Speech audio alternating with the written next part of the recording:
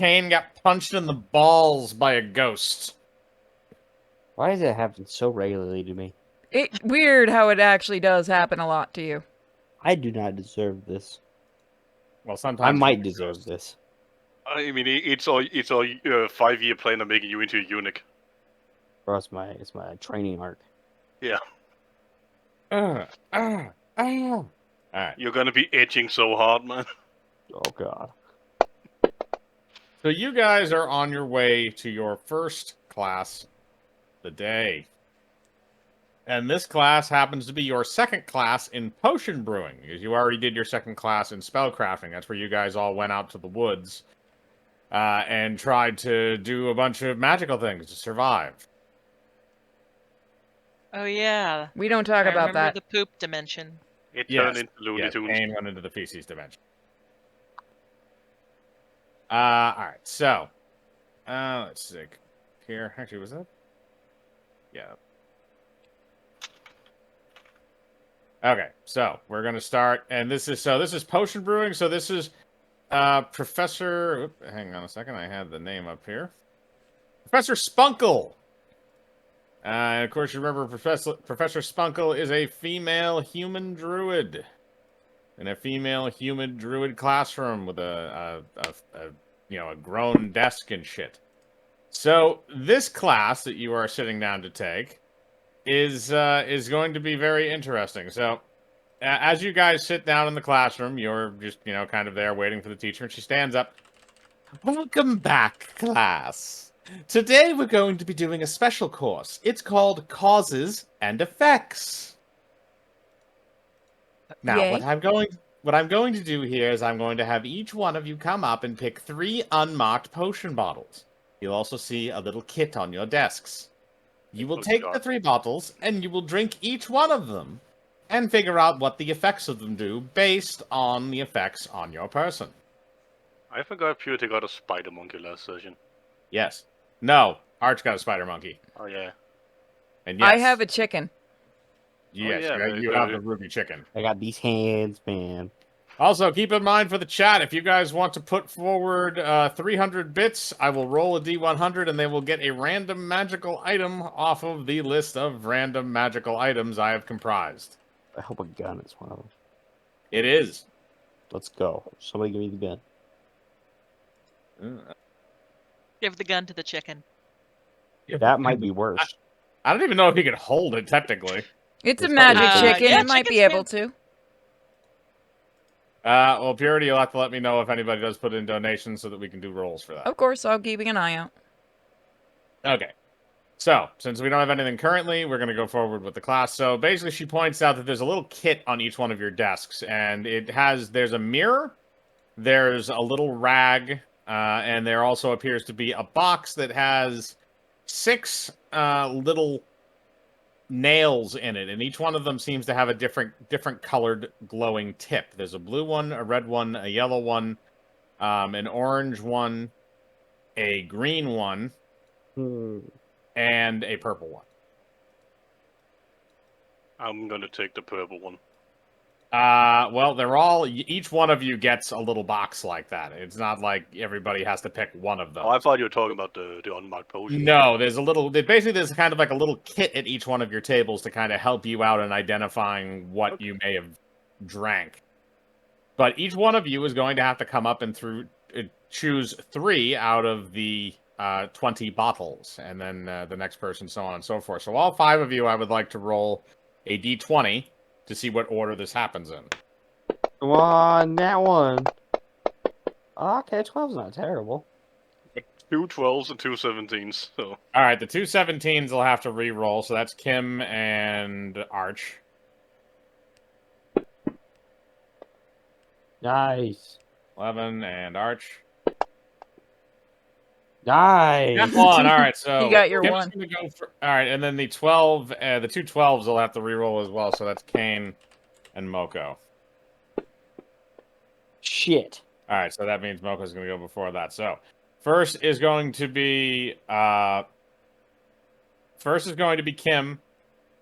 Then, yeah, okay. So it's gonna go Kim, then Arch, then Moko, then Kane, then Purity. So, Kim, you're going to go up first. So what you're going to do is you're just going to roll 3d20s. They're going to be whatever numbers those fall on are going to be the number potion you're going to get. Now, after those numbers are taken out, there's only one potion of each. Okay, random. To a random person. Okay, I'll. So after you guys pick your potions, I'll do a roll for that. All right, the one of the fours is going to have to get re-rolled because you can't get two of the same. Yeah. Right, 4, 8, and 9. Okay, so I'm gonna make sure. So please write that down for yourself. So potion number 4, potion number 8, and potion number 9. Okay. I'm just marking these on my sheet so I know that these ones are already taken. Oh, right, I forgot you can actually use a notepad in Tansigram, so that's good. Yes, you can. There's a notepad. Oh, there's a notepad. Yeah, there's a notepad function. Okay, so Kim, you have yours. Next up is going to be Arch, so you can roll 3 d20s as well. Now here problem, DM, me ask. Me want start drinking and just pound as many before teacher stop. Can I just give him my potions? All right, so here's what I'm gonna do because Arch, you immediately grab one of the bottles before merely choosing too much, and you're about to drink it when the teacher stops you with a mage hand that comes out of the table. She looks over at you. Young man, we haven't started the exercise, but if you would like to be an overachiever, we will have 5 additional potions that are left over at the end. You may have those 5 if you wish to try and document those as well. Which means you will have a total of 8. This sounds good. Me take. Alright, so Alright, so what you're going to do is you're going to roll 8 d20s.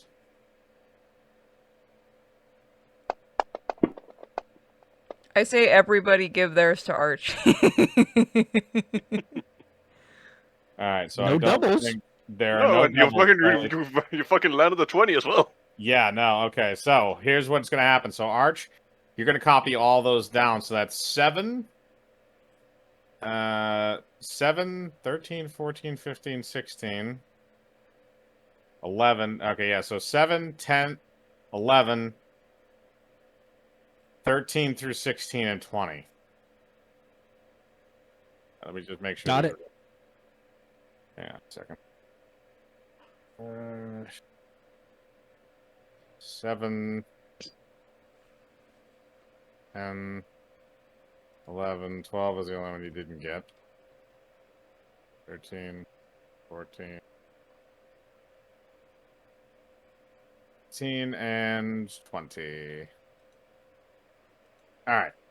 So, those are all marked down. So, that's Arch. Okay, so you just go back to your seat with an entire arm full of potion bottles. Then we're going to go to As is Moko. proper. So who's next? Moko is next.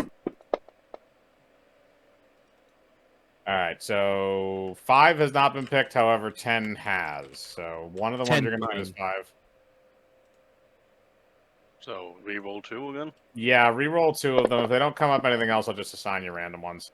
Alright, so 15 has been taken, but 2 has not. So I'll just give you another random one. So I'll give you, in addition to 2, I'll give you 3. So I'll give you 2, 3, and 5.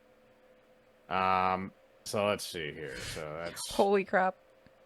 Oh goodness. Do you want those to go to anyone? 2, Damn. 3... Is and there anyone you want them to go to, or do you want them all to be random? Don. Oh, dear God. Okay, we're going to have to do some item rolling. Yeah, let's do it after We're this gonna have event. some fun. I Yeah, think, after you guys take your potions back to your tables, I'll have you find some interesting little items while you're there. Maybe the last class left some interesting things in your desks. All right, so just I only gonna ha- I say only to, have- to that so I man that channel points don't count towards this. Yeah, they don't. They're just using them up because they're stuck. Yeah. all right, so Moko, that's yours. So Kane and Purity, the last 6, instead of making you roll, I'll just allow you to choose from the list that I have. So 17, 18, and 19 are all still available. 12 is available, 6 is available, and 1 is available. I'll take 6 and 19 and Yeah. 18. All right, so 6, 19, and 18. And I'll just take what's left. All right, I have a so plan make, anyway. make sure you write this down, Purity. So 6, 19, and 18 potion bottles, and everybody who picks stuff, make sure you have yours written down. How do I make notes? What was it? 6. 6, 19, and 18 are your potion numbers. Like I said, everybody keep track of those just so I know who has what. I have everything that the potions do in front of me, but it's just making sure that I know who has what. I'm On going the- to on the quickly left- on drop the- on these the- right in front of Gazlab. Here you go, bud. Thought you might be thirsty, and then grab my notepads. let's see, Man appreciate small penis friend. What You potion need am wait I a gonna minute, mine? That's the right hand menu. There's a note tab, and you have to go down and make a new note, and then you can add in. Yep, I figured it out. Thank you. Wait a minute. Purity, did you just give him all your potions? Yes.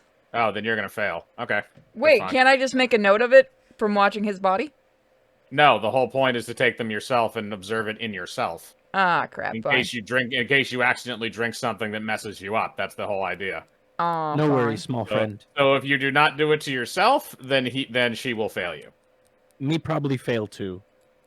Fine, If you I'll put in drink the effort, generally you will probably not get a failure. 'em. Fine, I'll drink You- with at least one. Mike, Okay. I'm All gonna right, fail. You still have the 6, 18, and 19, however. Whoa! What Oh, potion hold numbers on. are My fantasy grounds crashed. 1 second. Hang on. We'll wait until you get back in. Sorry about Write that. write those potion numbers in another place besides Fantasy Grounds in case it crashes. I have like 1, You have 12. 1, 12, and 17. 1, I'm gonna be lazy. 12. Okay, cool. And lazy is life. Okay, Just that's put it in fine. general chat. Yeah, that's fine. All right, so this is the way this is going to go. Is each one of you guys is going to have to drink one of your potions, and after you have consumed one of your potions, then you will have to try and make observations on yourself to see what the potion did, if anything, at least obvious. And then you will be graded at the end to determining what you were able to successfully identify. So the first person who's up, I'm going to go in order of which we did. So the first person going up will be Kim. Now, what potion numbers did you have? Let me look again. 4, 8, and 9. All right, so you can pick whichever one of those you want to drink. I am gonna drink number 8. You are going to drink number 8. Okay. Are you going to do any kind of prep, or are you gonna do anything with yourself before this, or are you just gonna go screw it and I'm just gonna chug? I smell it first. You smell it. The color of the liquid is brown, and it smells like something that would be brown. I change my mind and pick up a different one. All right, which one? You have 7 and you have you have 7 and 4. No, correct? 4, 7, 4. What? Sorry, 1 sec. 4, 8, and 9. Okay, so- 4, 8, and 9. So you have 4 and 9. What's 4 smell like? You open up 4. 4 smells more like gasoline. Gosh. Okay, and I smell 9. 9 has no odor.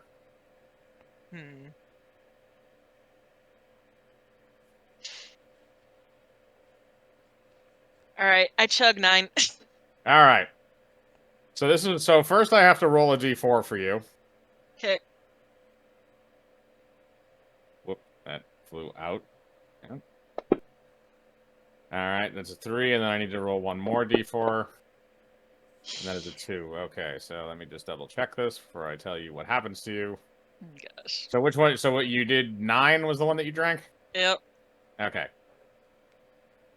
I'm gonna. All right. die. So this is what happens. Probably. So, Kim, after you drink the potion, you notice that your desk appears to be getting larger, and everything in the room appears to be getting larger.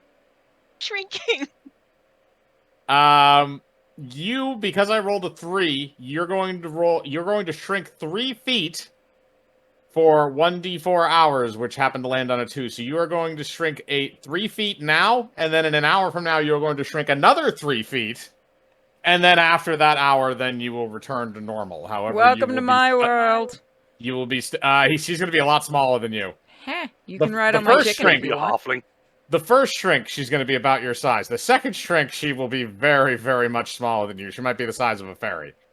All right, so that was number 9. So you can tell that you're shrinking. I'll have you roll a dexterity check to see if you can write it down fast enough before the pen outgrows your hand.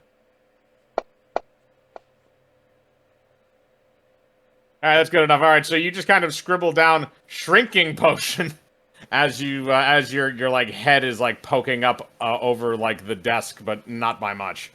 All right, so you have successfully drank a shrinking potion and identified it. The next one is going to be Arch. You get to drink one of yours, or you're just going to start chugging. I'll let you. I was chug gonna up say to you 2 know of the them. answer. I will let you chug up to 2 of them. Me maybe chug. Me have question. Me have 20 potion. Who have 1 potion? That would be Kane. Friend, you trade me 20 potion for 1 potion? Kane, Kane? are you dead? Kane. You want me to go lime him? Me think he sleep. Me just He going may, to he take may 1 have also potion. just gone to the bathroom. Can he just take the potion while Kane's not looking? If he wants to try trading it, I'll allow him to. Me trade like 20 s- potion for 1 potion. Otherwise, you'd have to like roll sleight of hand, I suppose. To be honest, the numbers themselves actually have no determining factor of what the potions do. So even if you're trading a 20 for a 1, you may not be getting a lesser reaction to something.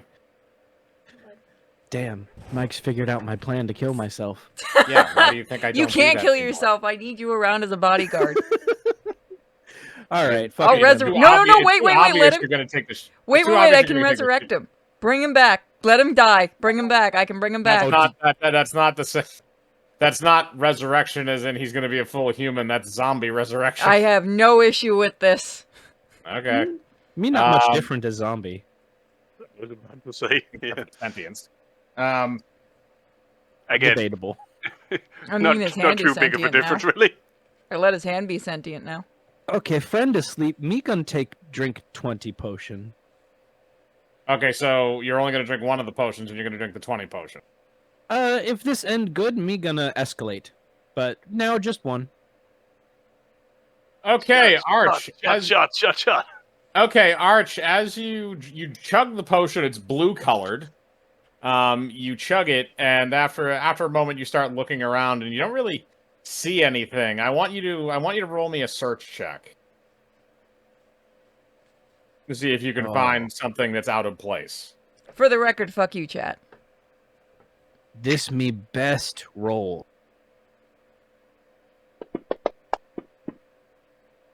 Me lied. This not me best roll. I was waiting for a 1. All right, I'm gonna roll something for myself here. Okay, so as you're checking out yourself, you get a little itching in your nose and you sneeze, and as you sneeze, the breath that comes out of your mouth turns to snowflakes. Small penis friend. Me make snow. Uh, And I'm gonna like try and blow snow at her. You do that.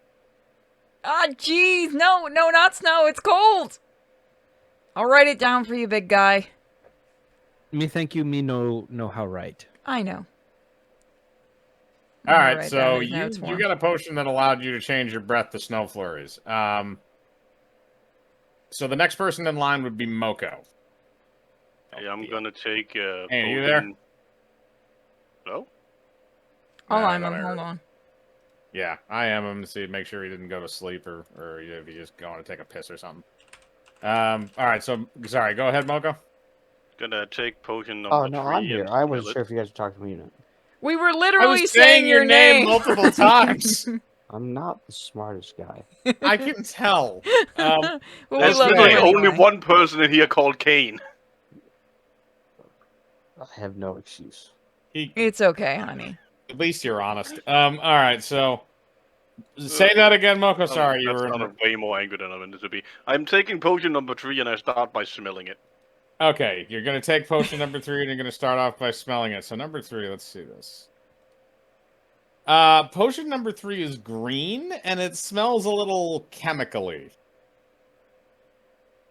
All right. I'm gonna pour it into my bong and I'm gonna start smoking some green dragon. Oh, what You're going to it wants smoke the green red. dragon through the potion. Okay. Oh, I Yeah, need to and see So how you're this basically turns just out. using the potion as bong water? Yes. Okay. All right. So this is going to hit you a little freakier than some other people. So I want you to roll a constitution save for me. Let's see. That is. I don't have a bonus to that. Okay. Oh boy. Okay. So this is what happens from somebody who is looking at you. You don't necessarily know this because you're kind of off in La La Land at the moment, but you take a very big hit off of the green dragon that is going through the bong with the potion inside, and your skin is starting to turn a little like scaly, like fish scaly. And you also appear to be growing kind of like some little lumps and stuff on your neck and some fins out of your hair, sort of. And again, you're not noticing this because you're high as hell, but everybody else is. I'm just gonna write the I am note the for Lizard him. King. Miam point out, Snapfire, not dragon, is he? I'm the Lizard King, motherfucker. So, he have scale, he have more scale? He turned to water lizard. He's a fish. Also, Moko, I want you to roll me a Constitution save. Oh, I know what you're about to do to him. Oh no! Oh gosh. All right, so Moko, you are totally oblivious to the fact that even though you're still taking in oxygen through your mouth, you're not getting it into your system because those lumps on your neck are actually forming into gills. So you currently do not have the ability to breathe air outside of water, but you're not smart enough to realize that. Can I use my water ability to put water around him? Yes, you can. I am going to, so he doesn't die, because we need our weed master. All right, so you form a water bubble around his head and neck where his gills are, so he is able to breathe for now. Ah, you're so stupid. Miwa's going to suplex water lizard into cauldron. I mean, There you is can no still do filter. that. I'm not stopping you, big guy. There is no cauldron. Where's the cauldron? There no cauldron potion class? What bullshit? I will say that is kind of strange. We don't have a brewing potion. Yeah, that does seem like bullshit. Like, we demand a cauldron. Next, you're telling me that the pond outside in the courtyard isn't actually a pond. It's just a small ice sculpture.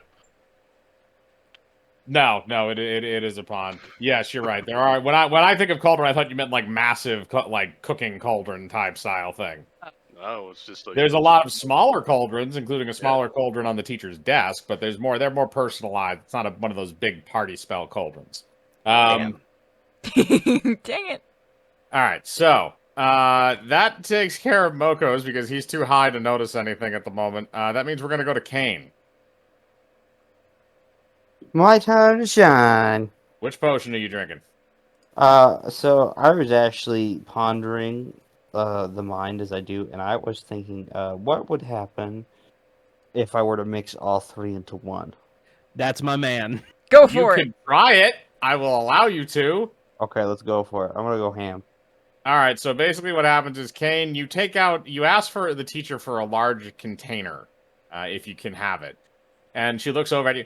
Oh, okay, here you go. And she telekinetically moves a jar over to your table that's relatively decent sized. You pour all three of the potions into the jar, and then proceed to chug the jar all at once. Now, what you had number 1, number 12, and number 17, correct?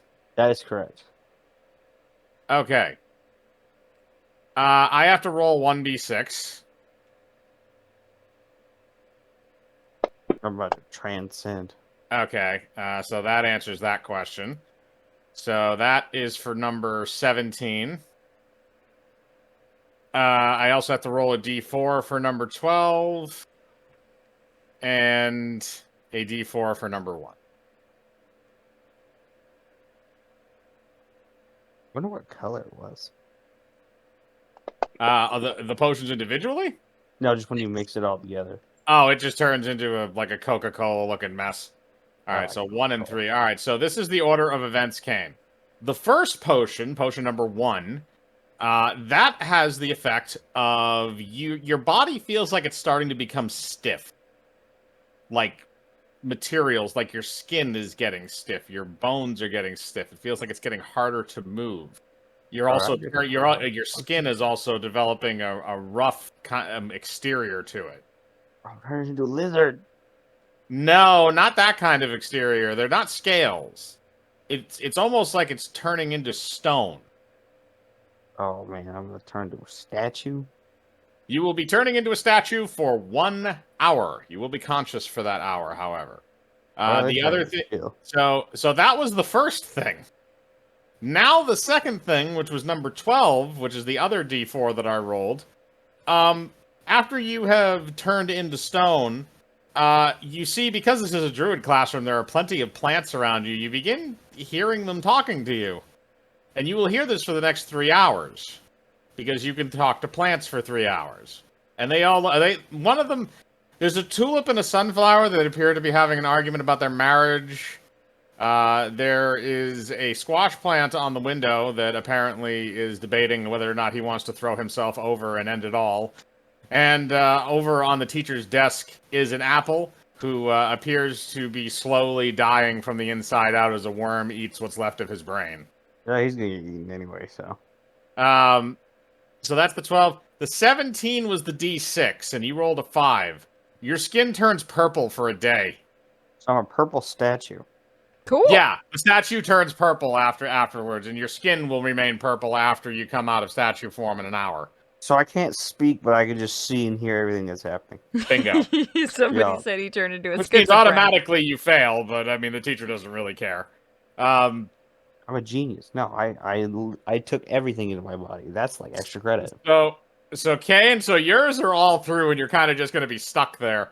So here's actually what I'm going to do, because the first item we had was a random one. I'm going to roll for that right now, and then we'll go to Purity, and then we'll distribute 4 more items. I'll have to get an exact item count. With 6 total. 6 total? Okay. So here's what I'm going to do. Is I'm going to roll then need a D100.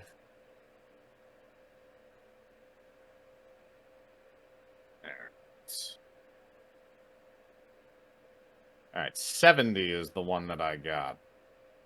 So let's see what 70 is for random items. We've already done it. We have not done it. Okay. So, here's what happens. So, as, Kane, as you're kind of, like, frozen, you have, like, one of your hands is kind of, like, outstretched and open. And in flies a raven. It lands on your arm, and it appears to have what looks like a snowball stuck onto its beak. It uses its feet to kind of push the snowball off and into your hand. It caws at you and then flies out of the room. I'm gonna blink menacingly. I want you to roll me a strength check to see if you still have enough lucidity to actually blink. Is this because we bullied you? All right, you have enough to blink slowly at it, and before it flies away. So now we're gonna go to Purity. So Purity, you're gonna be able to pick one of your 4 potions. I'm going to sniff number 6. Or 3. Okay, so number 6. Let's take a look at number 6. Number 6 smells like a barnyard. All right, then I'll try sniffing number 19. Smells like shampoo. And 18. Smells like fish. I'm gonna go with 19. Okay. Maybe it'll give me nice hair. Purity, you chug the entire potion number 19. I want you to roll a. Let's just call it a Constitution check to see if you notice anything wrong with you. Okay, so that's plus 3. Purity, as you're kind of like putting your hands on various parts of your body to make sure everything's there, nothing's been altered, nothing has really changed, you put your hands on your head, and as you take it away, a large clump of hair comes with it. What the fuck? You then proceed to get up and shake yourself off a little bit. All of the hair on your body has been separated from you. This is Including- bullshit, teacher. Including your eyebrows. This is bullshit, teacher. Well, No, you know, you can identify what that is. I'm gonna make you drink it. It's a oh, you have no idea what we used to have to drink in order to pass this course back when I went through Spellweaver Academy. Is my hair gonna come back at least? Yes, it will take a little while to grow. There may also be a potion of hair growth somewhere in the library. You may want to go ask about it. Thank you. But for now, you will be bald. Alright, so you got a potion of hair removal. And so now what I'm going to do is I'm going to go around to each one of you. And I'm going to, other than Kane, because Kane just got one, to distribute these items that have been purchased. So again, I'm going to try and go down the list. So the first one is going to be Kim. So you kind of notice these items like sticking out of like, the desks that you're at are those ones that have, you know, the book bin and stuff underneath it. Mhm. So each one of you finds some stuff that was left behind by one of the other classes. So I'm going to roll for the first one. So the first one is 98. I don't think we've gotten that one. And this one's going to be going to Kim. Okay, we haven't gotten this one yet, but this one is fun. So Kim, you pull, you notice that there's a little, like, metal object coming out of your desk, and as you grab it and pull it out, you see that it appears to be a crowbar. Crowbar. Yes, it is a crowbar. Can I, like, investigate it? If you want to figure out what it does magically, you will have to roll a spellcraft check. You know that it can be used to pry things. You want me to help you Well, with that? I mean, yes, I'm small now. That Okay. is fair. Yeah, no, that's kind of like a two-handed thing for you right now. Alright, so spellcraft. Yeah, you can roll a spellcraft check to see if you can identify what the crowbar does. That one didn't count? Okay. Oh, motherfucker. You can tell that it doesn't... You can tell that it is magical in some way, but you're not really sure how to activate it. It's magic, I just don't know how to make it work. Sorry. You can Is there ride on my anything chicken if you closed want. around me I can pry open? Did she even lift it with how tiny she is? Using it effectively, you'll take a -2. Oh, wait, we can get Gazlab to try it. Groslab. He can. Do We you want? could. Do you want the Neanderthal to try using the crowbar? I mean, I'm fine with this. Groslab, so come here and help us. Okay, me have question. Dog friend now small. Why not ride dog now small? That's a good idea, actually. Okay. You will be that small for the next hour or so. Yeah. All right. So Arch, what are you gonna do with the crowbar? Are you gonna throw it? Or are you gonna try and like pry something open with it? Me go near closest closet and try pry open. Okay. Roll me a strength check.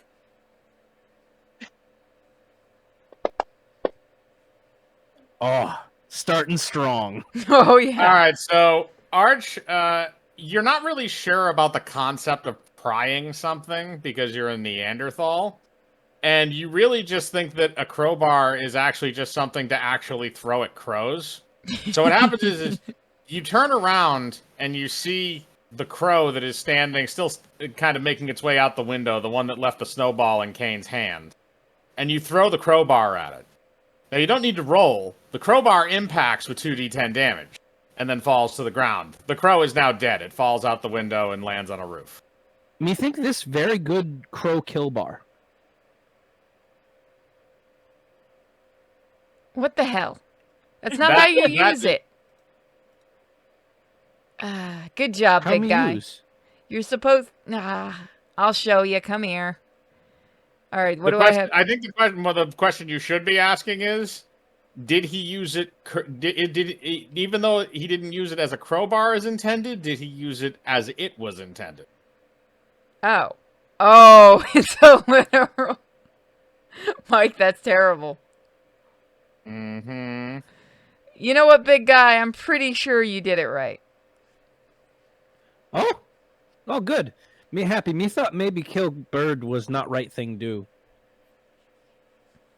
Let's... Me glad friends have said me do good thing. I'm gonna pat your side. Good job, big guy. Okay, so Arch, you're gonna give the crowbar back to Kim now. Yeah, me put small bar in small friend hand. Yes. All right, so now we're gonna roll something for you. 17. I'm pretty sure we haven't gotten that one yet. Let's see if we can get Mike to go through all 100. And then have to come up with Probably an more. eventuality. Oh, you're gonna love this, Arch. So you pull a fork out of your desk. Me use fork, eat pickle. Makes sense. Yes. Sure it's Me not a use dingle fork, eat hopper? pickle. Say that again. Kim said it was a dingle hopper. Shut up. All right, so you have a fork in your hand. Obviously, you're not that smart, so you can try rolling a spellcraft check to see what it does. Oh, I'm gonna. Oh man, do I even know what a fork is? Hold on. You know what a fork is in terms of like you don't know what like a proper fork is, but you know like what a fork, like what an eating implement looks like because you've been in the cafeteria already a few times and you've seen people using them. Okay. So That was your spellcraft check. I ended up as a 10. it looks like it's something that you can eat things with. Yeah, me eat. Okay. I'm gonna hold it out to Purity. Look, small friend. You, small penis friend. You look this. What this? Okay, hold on, big guy. What the fuck are my rolls? Not great. However, your intelligence is still more than his, even though you rolled That's not lower. saying So much. you can say with certainty that it is a fork, and it does appear to be clean enough to eat with. Looks like something to eat your pickles with, big guy. All right, so Arch, you begin eating your pickles out of the jar with the fork, like a more civilized man, and they're delicious. Nothing has really changed. This sound good. Me eat pickle. Okay. So you do that, and now we're gonna go. Oh, they're frozen pickles. Now we're gonna go to Moko. Oh, that's right. You make them frozen. Oh god. This is so dumb. All right, so now we're gonna go to Moko. So Moko, I'm gonna roll for an item for you that you're gonna find in your desk. That's a 4. Okay, let's see what that is.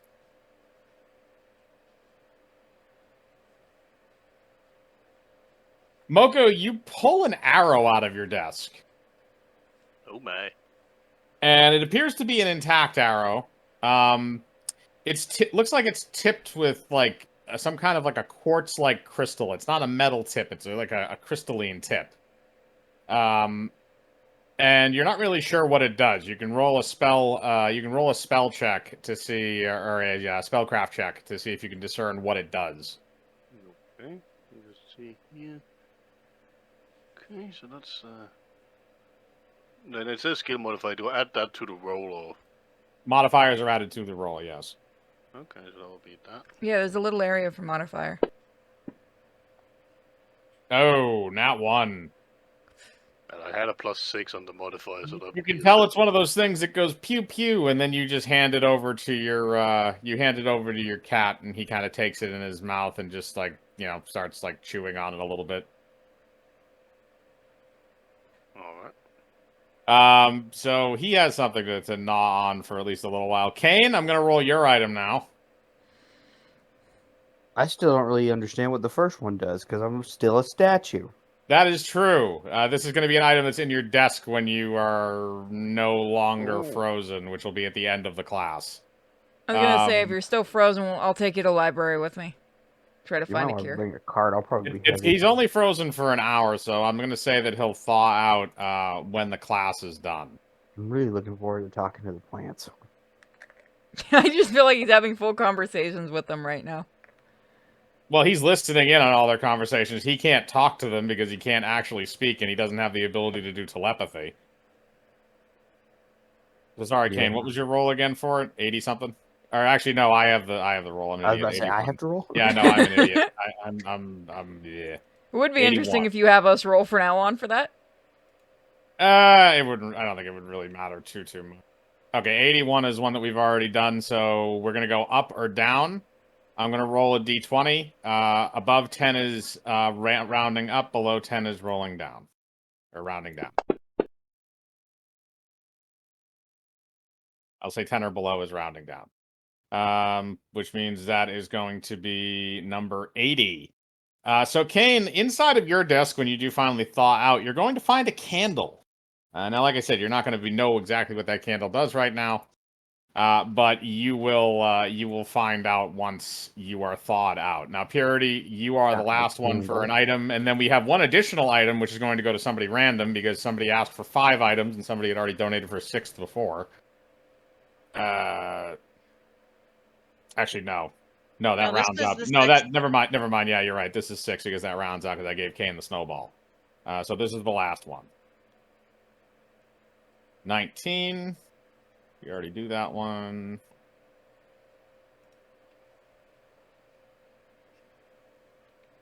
And no, we did not. Okay. Number 19, Purity, you find in your desk a thing of earrings. I'm going Two to earring. spellcraft. Ooh. All right. 22. All right, so you look at the earrings, and you're able to discern that it appears they have some kind of a telepathy spell on them. So basically what happens is you put them on, and as you put them on, the earrings are telling you telepathically, they're describing what is in front of you to you. That. There is a teacher sitting at the desk. She is staring at you. There is a Neanderthal. He is eating pickles. There is another person over there who is a statue. He will turn back soon. Can you like read people's minds or something? It says nothing. It doesn't appear to be responding to you. It appears to be responding to what you're looking at. This is just weird. Yes, it is. All right, I'm gonna put them away in my bag. All right, so you put those away in your bag. Now that is a total of 6 items. So I think we are all caught up, and we've gone through 1 round of potions, except for Kane, who did all of his at the same time. So we're going to go back to Kim, who is still somewhat shrunk. So you're going to be able to choose one of your next 2 potions. Oh gosh.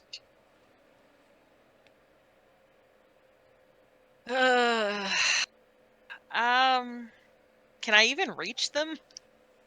Yes, you can reach them for the time being. When you shrink down to your next size, you won't be able to. I go for the brown one. I think that Wait, was did the number teacher 8. say we'd pass if we only drank 1? No, he did not. Damn it! Or she did not. I had a plan, an evil You plan. just said you were going to drink 1. She said nothing that it would allow you to pass. All right, so you did not drink number 8. So you can drink number 8 if you want to. Yeah, I'll drink the brown one, number 8, and try and do it as fast as possible. All right, so you Godspeed. hold your nose. You hold your nose and you chug potion number 8. After you chug potion number 8, your forehead starts feeling itchy. Like really itchy. You're not really sure what's going on there. And I'm going to have you roll a spot check for me.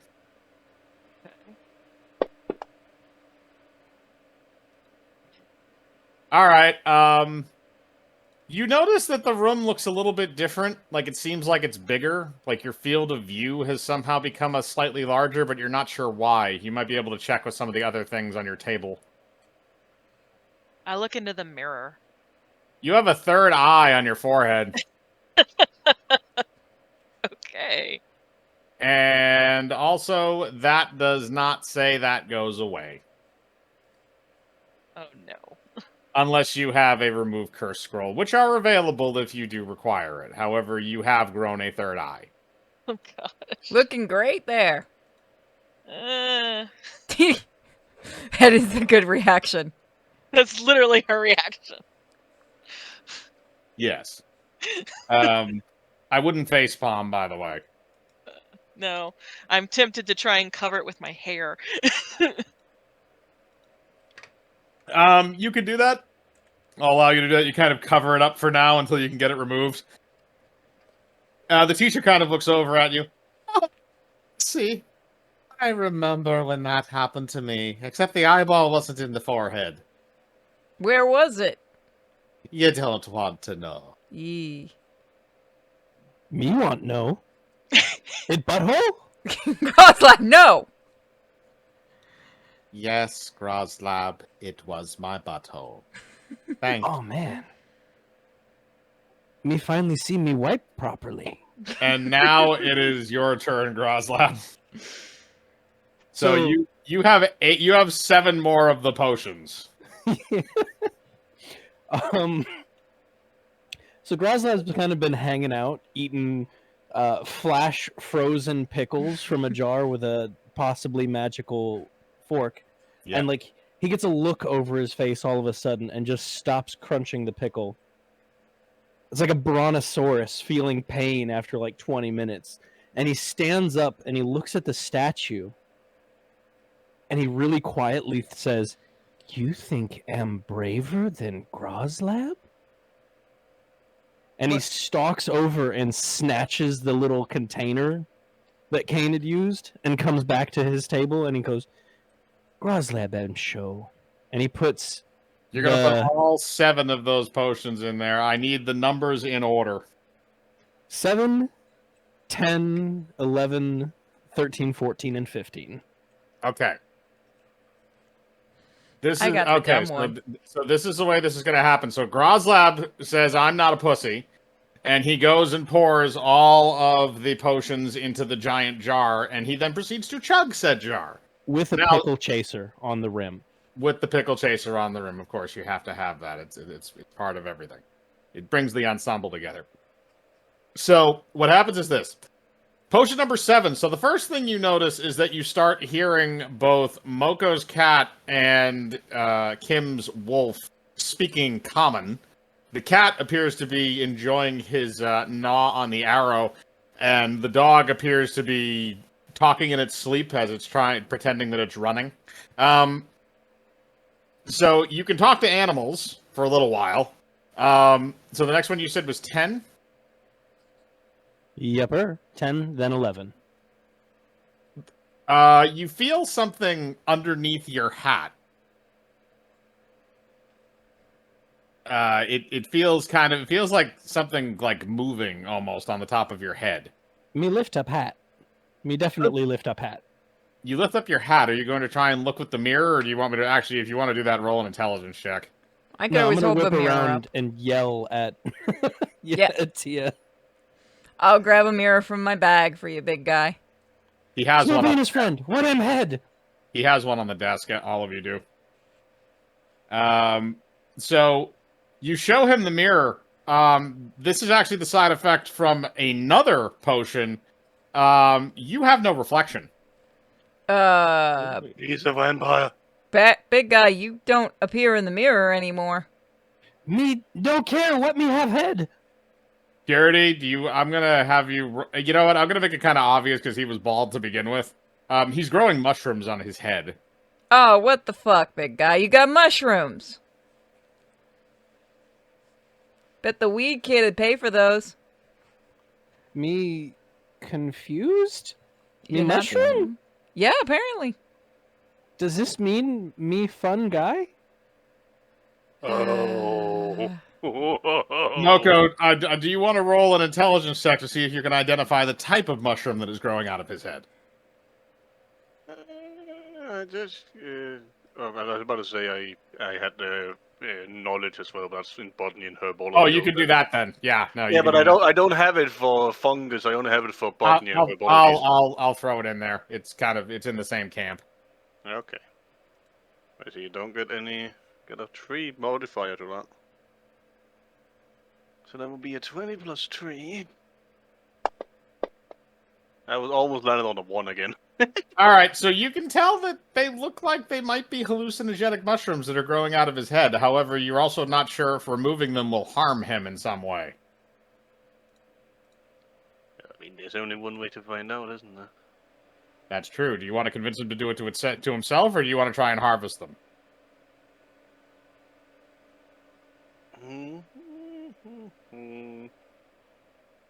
I wanna tell him that it might be potentially strong strain of mushrooms, and we should try and see if we can harvest them. But I forgot his name. That's why I'm not asking him directly. Okay. We got another donation. I just sent it to you. It's your choice I on that saw one. that. Hang on. Hey, Goslam! Those look like wicked mushrooms, man. You want to try and harvest them? Me try. Me can't see. Ooh, that's bad. Want me to try it? You grab, and I lean down. Okay, Moko, are you gonna just try and rip them out, or are you going to? Like, I'm gonna try and do it a bit sensitively, so I'm gonna use sleight of hand to do it. Okay. To try and pull them. That would be, if you're gonna do it sensitively, it would just be a straight dex check. I don't add my +7 modifier to it. No, you would only add whatever your dexterity modifier is. No, that's just a +4. Yeah, then that would be it. The sleight of hand is more like something else. All right, that's enough. All right, so you're able to daintily harvest the mushrooms without too much damage to Arch's scalp. He's okay. There's just kind of some little stump work on there, which that'll go away in probably about an hour when the spell wears off completely. So now we also have to do the next one. So Arch, it was 14, 15, and 16, correct? Yeah, 13 to 16. Oh, so 13, 14, 15, 16. Okay. Because we've done 7, 10, and 11 now. So yeah, 13 to 16 was the last ones. Okay. 13 doesn't really affect you so much because you're already stupid. You also notice that you don't have the ability to see anymore. Your mouth also vanishes. And I'm going to roll a d6 to see what you're going to transform into.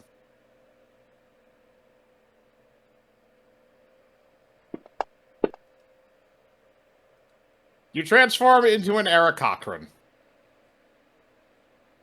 Me am bird? Me still no mouth? You are a bird who does not have a mouth, and you cannot see. Me immediately start flailing everywhere. All right, so this is what happens. So, as you've the professor has watched this entire thing take place, and she's just kind of like sitting there laughing. She also looks in the back of the room, and it appears that one of the other students who is in the class, who hasn't really said a whole lot, is actually sleeping. But he must have taken some kind of a potion because he's flipped upside down, and he's just kind of floating in the air. Timothy, you wake up in my class right now. A man just turned himself into a bird creature. You should be taking notes. Timothy! I'll use the shock wand. Hang on. She takes out a little wand with a little electricity on the end of it and taps it on the desk a couple of times just to kind of get it going. Then she aims it at the kid and shocks him.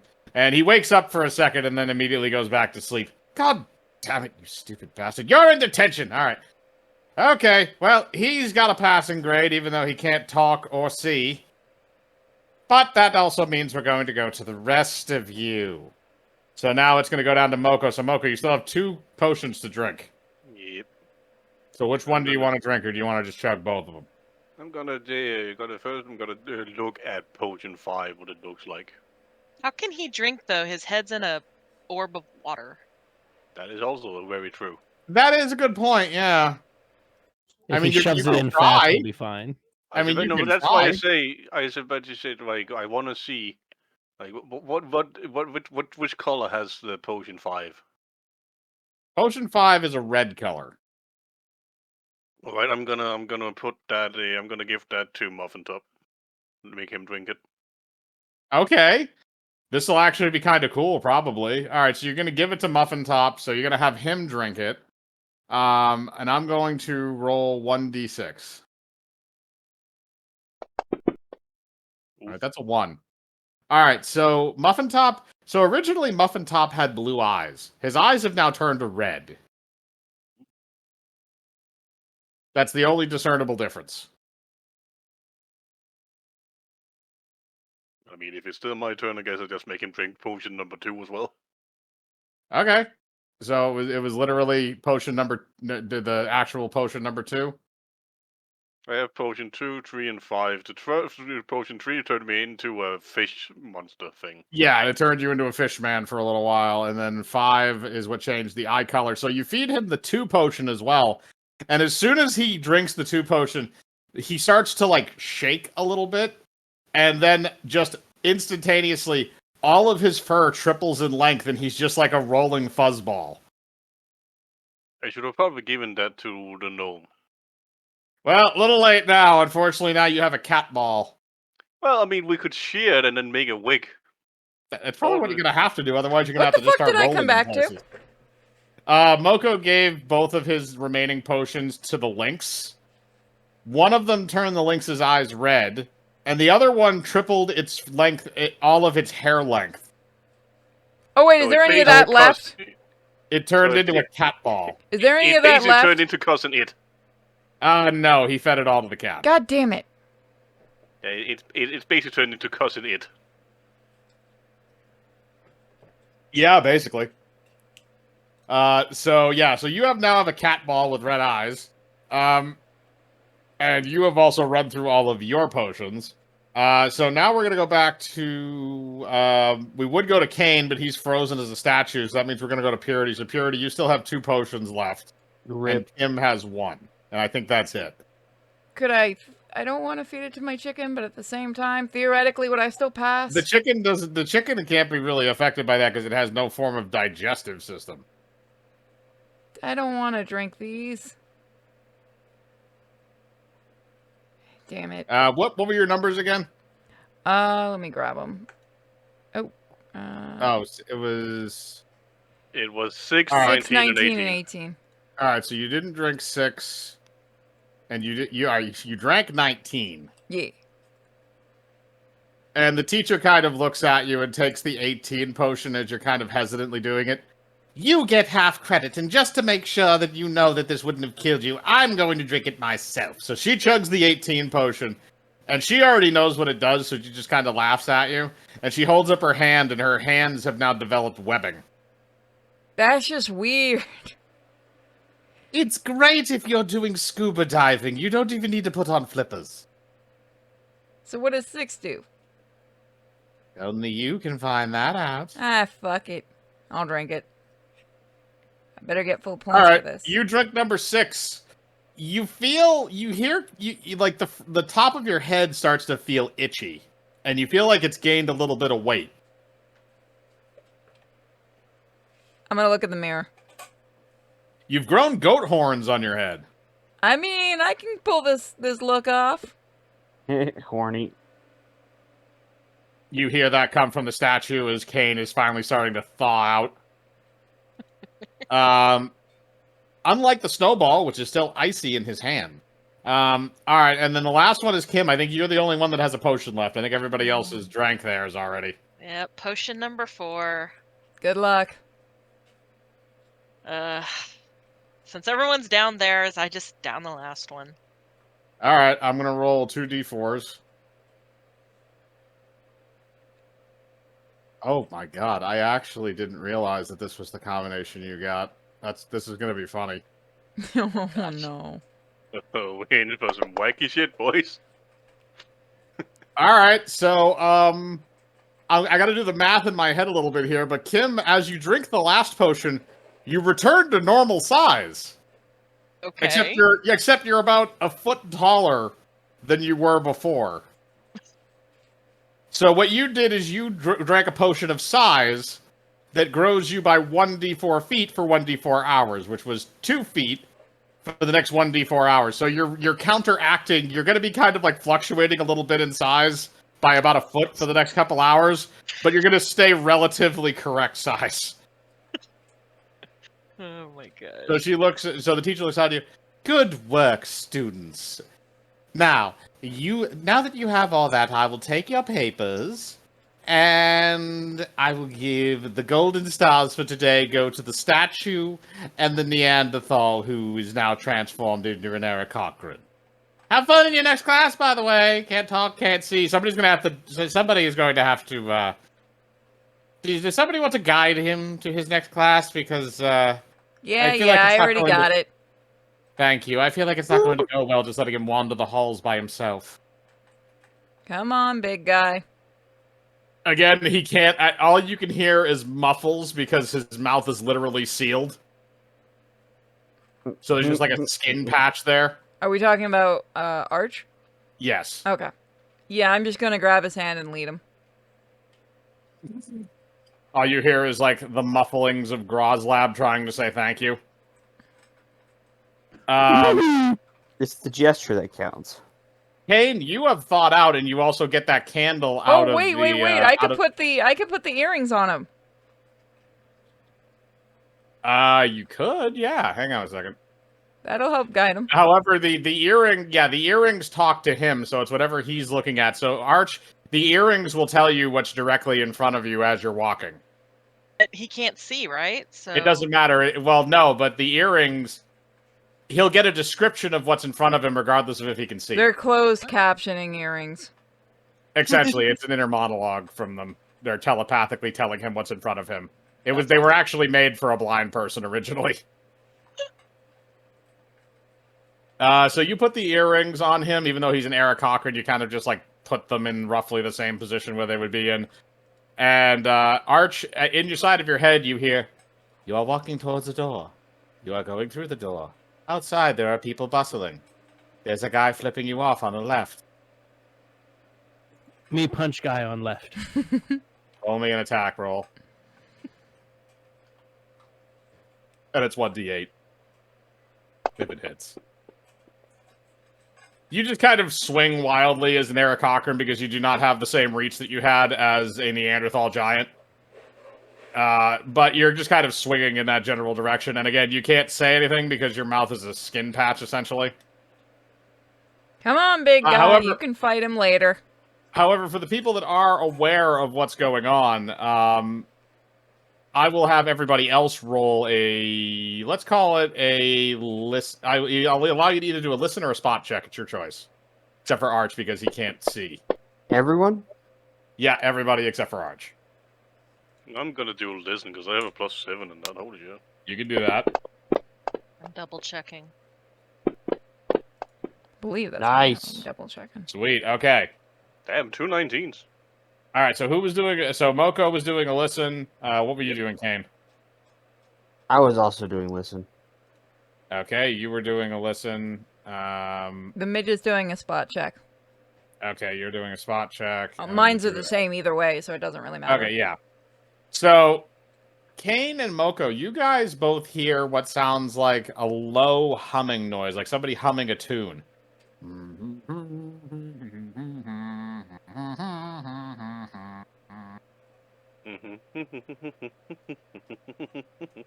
And as you follow the noise, you come around the corner and you see a janitor. He appears to be a deep gnome. Hey, I'm gonna get the other guy's attentions. Hey, don't we need blood of a deep gnome? Does anyone have like Yeah. a vial? I mean, technically, I Is do. it clean? No, Can you go clean it, I guess. please? But before that, that deep gnome, is he like moving about or something? He's mopping the floor right now. It looks like somebody puked. Okay, so just for fun, I'm gonna cast grease behind him so he's kind of stayed there in a while I go wash out my bong. Okay. You're gonna fill your You cast grease behind him all over the floor, and he doesn't really see you do it.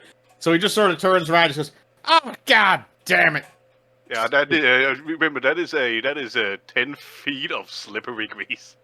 I swear to God, if they keep allowing these damn kids to use that grease spell, I am quitting.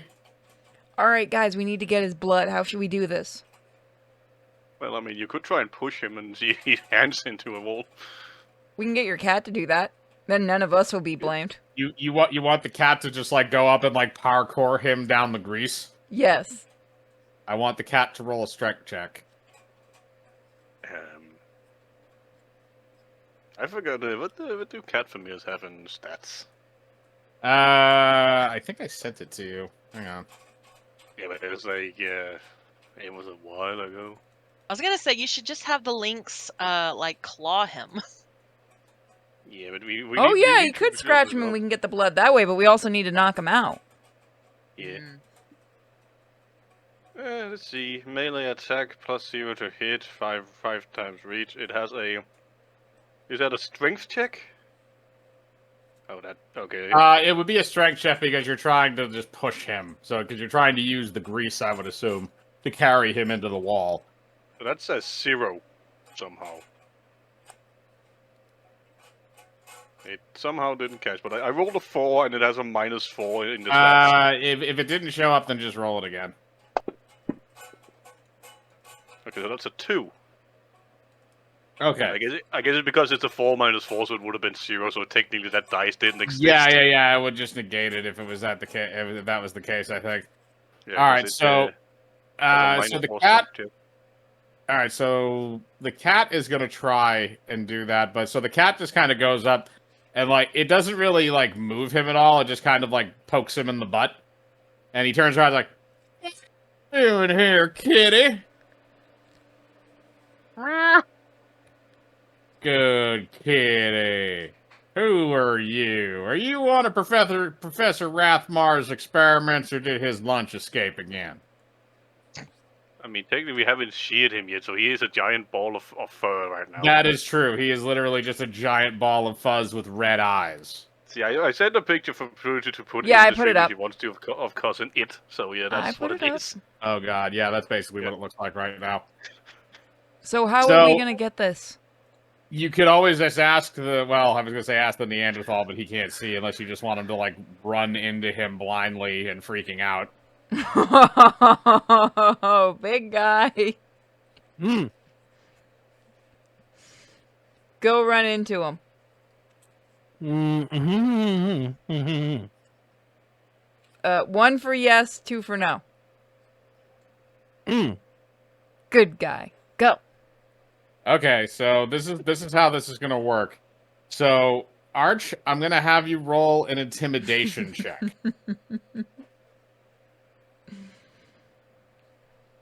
Oh, good. Groslab M actually good at this.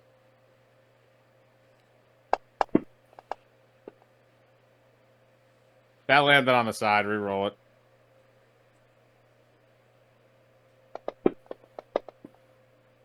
That's better. Okay.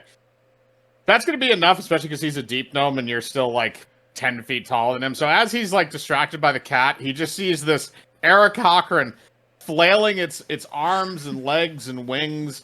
It doesn't appear to have a mouth. Its eyes are glazed over white, and it's wearing a set of earrings. So he doesn't know what to think at this point.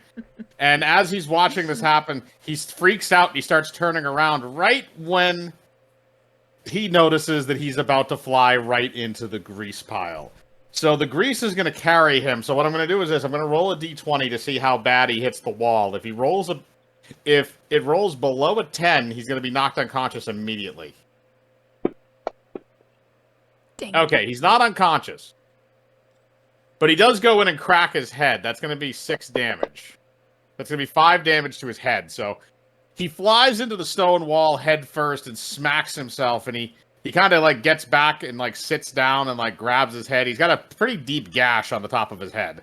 So he's bleeding? He is bleeding, yes. I whisper to Purity and our stoner, give me the bong. I'll go heal him. Wink. Alright. All right. I hand her the bong. Hi, bud. Okay. So, trying to be careful of the grease, I rush up and ask if he's okay. if you're gonna be careful with the grease, I'm gonna have you roll a dex check to Can walk I just across use my the water to grass. clean it away? If you do, you're going to have to remember that you're going to also be dispelling the water bubble around Moko's head that's keeping him Oh, alive. then never mind. Go on, bud. Good job. Nice. Okay, not 20. So you, like a ballerina, you go across the grease and you're on the other side. And you go up with the bong to the concussed deep gnome. Oh, so many stars and lights. Who are you? Just a healer. Oh, thank God. I got a splitting headache. All right, close your eyes. He closes his eyes. I try and I say, okay, let me look at your head, and I try and tilt his head, maneuver it so I can get the blood in the bong. Okay. Keep in mind there is still potion in the bong as well. No, he cleaned it out. Oh, yeah, sorry. Yeah, you're right. He cleaned it out. Okay, yeah, so Yeah, it's empty. but I cleaned it. I put down grease and then I went to clean it in. Like I suppose there was like a sink or like one of those like a. All right, Tap water so fountains. he tilts his head to the side, and you begin collecting some of the blood inside the bong. And I'm gonna roll to see how bad he bleeds. Okay. It's about average, so it takes a little while. But at the last moment, he's kind of like, I'm gonna take it now. He falls asleep, like, with his head, like, cricked over to the side and still with a gaping head wound as you collect the last of the blood. Worked. Good job. Are you going to do anything else to help him, or are you just going to leave him there? No, I'm gonna heal him once I have enough. Alright, you get what you perceive to be enough blood into the bong for collection. So I use my cure wounds. Alright, that closes the head wound. He's still asleep, but he'll probably be like that for a little while. Yeah. Alright, so you have collected the blood of a deep gnome. That is 1 out of 3 things you need to open the door. Fortunately enough, this was also in passing time, which means you're technically late for your next class. Ah, hell. And your next class is going to be your alchemy class with Professor Ticklesniff, the goblin. And that is going to be alchemy in... Have the container be that you store the blood in, go for it. Yeah, because I'm gonna have to be using my bong, man. That is true. I was going to ask if you were going to be doing that, or if you had a spare bong you would be using. So far, I've only been able to find the Hellfire bong from the last class, previous Indeed. class. All One right. with the portals. Indeed. All right, so you transfer the blood over, and then you clean that out. So you have a condom full of deep gnome blood. Lovely. That you then proceed to put into your bag of holding. Now you guys are entering the next class. Now, as this happens, Arch, like I said before, your feathers kind of fall off onto the floor. Your mouth regrows. You can see again, and the effects of the previous class have sort of worn off. That's the same thing with Moko. At the same time, your cat's eyes change back to normal. However, the fur is going to stay the same for a little while. Does my hair grow back? No, your hair does not grow back. You need to actually have a potion in order to How grow about the that horns? back. The horns wear off after about an hour, so yes. Darn. Oh, hello again, small penis friend. Me Hey, big guy. was in personal hell. I can imagine. I'm glad the earrings helped you. I'm going to take those back. You can take the earrings back, yes.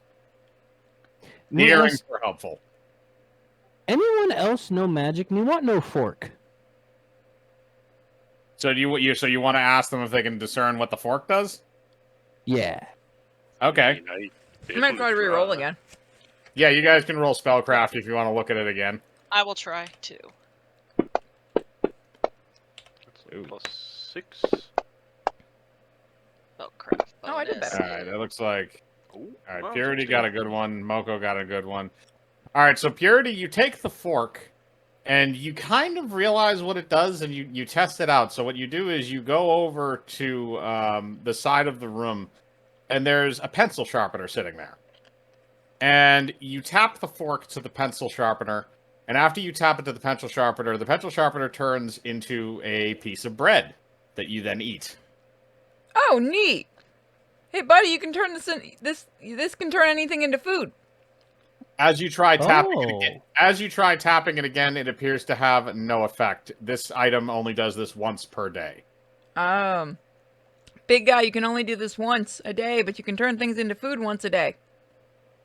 I tuck the fork into my very, very tiny pants, and I narrow my eyes at Snapfire's cat. No, big guy, you can't do it to the cat. The cat, even though it is unable to move in traditional cat fashion, also narrows its eyes towards you and goes, meow. But Meow indeed. it would become a spiritual meatloaf. That would be horrifying. Big guy, no animals. Okay, so you guys sit down in the class and Professor Ticklesniff comes in. All right, everybody. Today we're doing a class called Alchemy in the Kitchen. And as a goblin, you know all I eat is shit. So you guys are going to have to make me lunch today. I mean, you eat shit, that shouldn't be that hard. Yeah, but I know how to qualify my shit. You're college students. I ain't inspecting Johnson and Johnson. And Johnson. And who's that other guy that runs restaurants? Johnson? Bingo. Chef Papa John? Boyardee. Papa John? Ramsey. Yes. Okay. All right. So basically, what he does is Professor Ticklesniff takes out basically a case from behind his desk. It looks like a magical cooler case, and he opens it up, and inside are 10 ingredients. And what he does is he looks up at you and he says, "Excuse me. All right. Each one of you kids is gonna have to take something out of this case and prepare it using nothing but magic. This is for if you ever get lost in the woods. Nobody to be around. You're gonna have to eat whatever is on hand." Wait, what? He opens a chest in front of you. It has 10 different ingredients. Essentially, you're playing Iron Chef. It has 10 different ingredients in it that you have to choose from in order to make food for yourself. However, you have to do it using only magic. Are we going to be inspecting the stuff, or is it going to be given to us? He is going to be eating it afterwards. No, I mean the ingredients.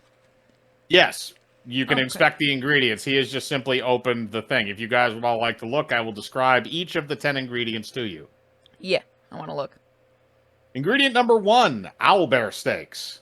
They're very fatty, again, like normal bear meat. However, they do have a chickeny taste to them. Butterflied assassin vine. Very good if broiled. It's kind of like asparagus. T-Rex wings, which are really just the vestigial arms, but you can do them very well. Giant spider thorax with giblets included. A whole abyssal chicken. Myconid caps, which are actually mushroom people, and they're just their decapitated heads. Sweet cactus slabs, which there's a type of sugar cactus that grows in the fire sand wastes, and you guys can you can use it for desserts and things like that. But it's literally slabs of cactus. Crabmen meat, which of course you guys remember the crabmen from season 2, or some of you do. So that's meat from the crab people. Screaming pasta, which is meant to be pasta that sings when you cook it. So that way it sets the mood. A lot of restaurants use it as kind of a happy birthday type thing. And Murloc in a can. It's exactly what it sounds like. Is it Murloc Ohms? Well, I mean, Murloc Ohms was a human being who was imprisoned inside a Murloc body. They do eat Murloc in this universe. I made that joke yesterday too. Yes, you did. Murlocs, those things that go like. Yep, that is exactly what they are. All right. I'll take the So you- screaming pasta. Yeah, I'll just say, like, to me, it sounds like a lot of this food has already been prepared. So No, it's all raw. Yeah, These okay. are all raw ingredients. All right, guys, I'll make the pasta. I can do the water. Anyone else got a fire spell? Well, I'm good with each of meat. you is doing this individually of each other. You're not doing this as a group. Oh, okay. we're just going up and picking one. So people You just guys pick the can pick pasta. one. You guys can pick one of the ingredients. Again, you can pick the same ingredients if you would like. There's enough there to spread out throughout everybody, or you can just pick, or you can pick different ones. It's up to you. You can also pick more than one if you wish. I'll take the pasta and the stuff for the broth. What's the stuff for the broth? The second thing you said. I didn't say anything for broth. The second thing I said is butterflied assassin vine. Yeah, that. Okay.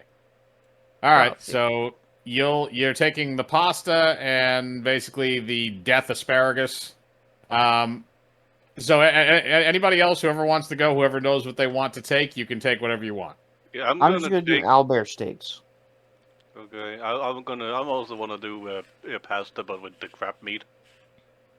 You want to do the crabmen meat? With pasta.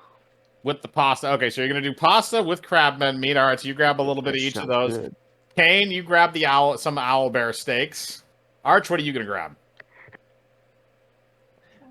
Me and grab Murloc in can. Me and grab like 5 can. Okay, you grab 5 cans of the Murloc in a can. Murloc ragu. And Kim, what are you grabbing? Kim's panicking. Because she knows her spells are not meant for cooking. Do everything and just throw it in a big pot. You sure Make we like a can't big do this gumbo. in groups? Yes, because you're being graded individually. Oh, Um, happy birthday, dinosaur. I take the pasta and the steaks. All right, so you're going to take owlbear steaks and almost everybody's taking screaming pasta. 3 out of the 5 of you are taking screaming pasta, which I guess shows the level of cooks we're dealing with. I mean, we're college students, so we don't know how to make anything other than That instant is ramen. true. I shouldn't have given you pasta as an option. All right, so Give us toast instead. all right, so after you guys take what you take, what I'm going to have you do is he kind of looks around at everybody and says, "All right, I'm going to give all of you a half hour to get everything together, and then at the end of class, you're going to present me with my lunch, and if I don't vomit it up, then you pass." Okay.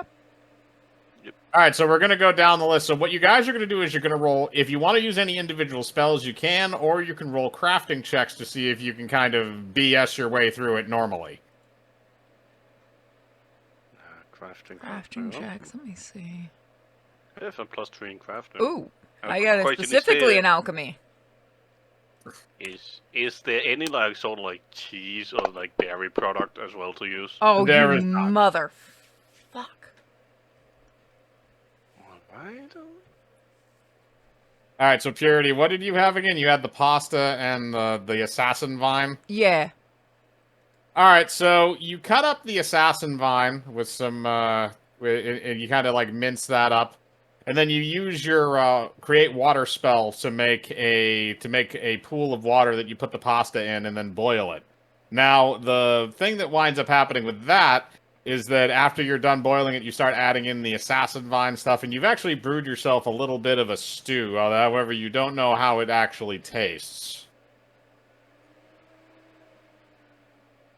Alright, It may this be looks good. horrifying. It is a 6. I'm not eating it, so. That is true. You're feeding it to a goblin who mostly eats garbage anyway.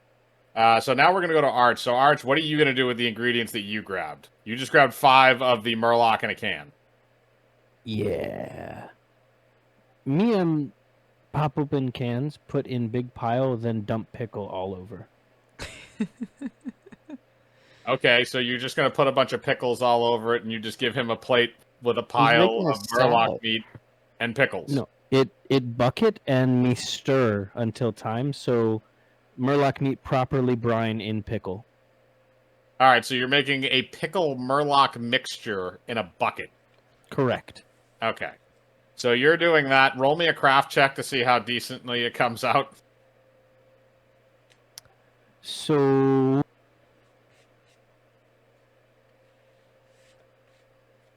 here thing. Me not have crafting. It's a base roll. Yeah, it could be on your character sheet. No. He knows. He just says it doesn't have specifics in crafting. Okay. Oh. Well, you did better than Purity, at least in the preparation process. So you've made just a bucket of pinkish-looking meat with pickles floating in it. And you're gonna submit that. Purity has her like assassin vine and pasta stew. Also, Purity, because you're boiling the pasta, you can hear from inside the water. Na, na, na, na, na, na. You see, there's singing coming from in there because the pasta is slowly dying. Once it's fully cooked, it'll stop singing.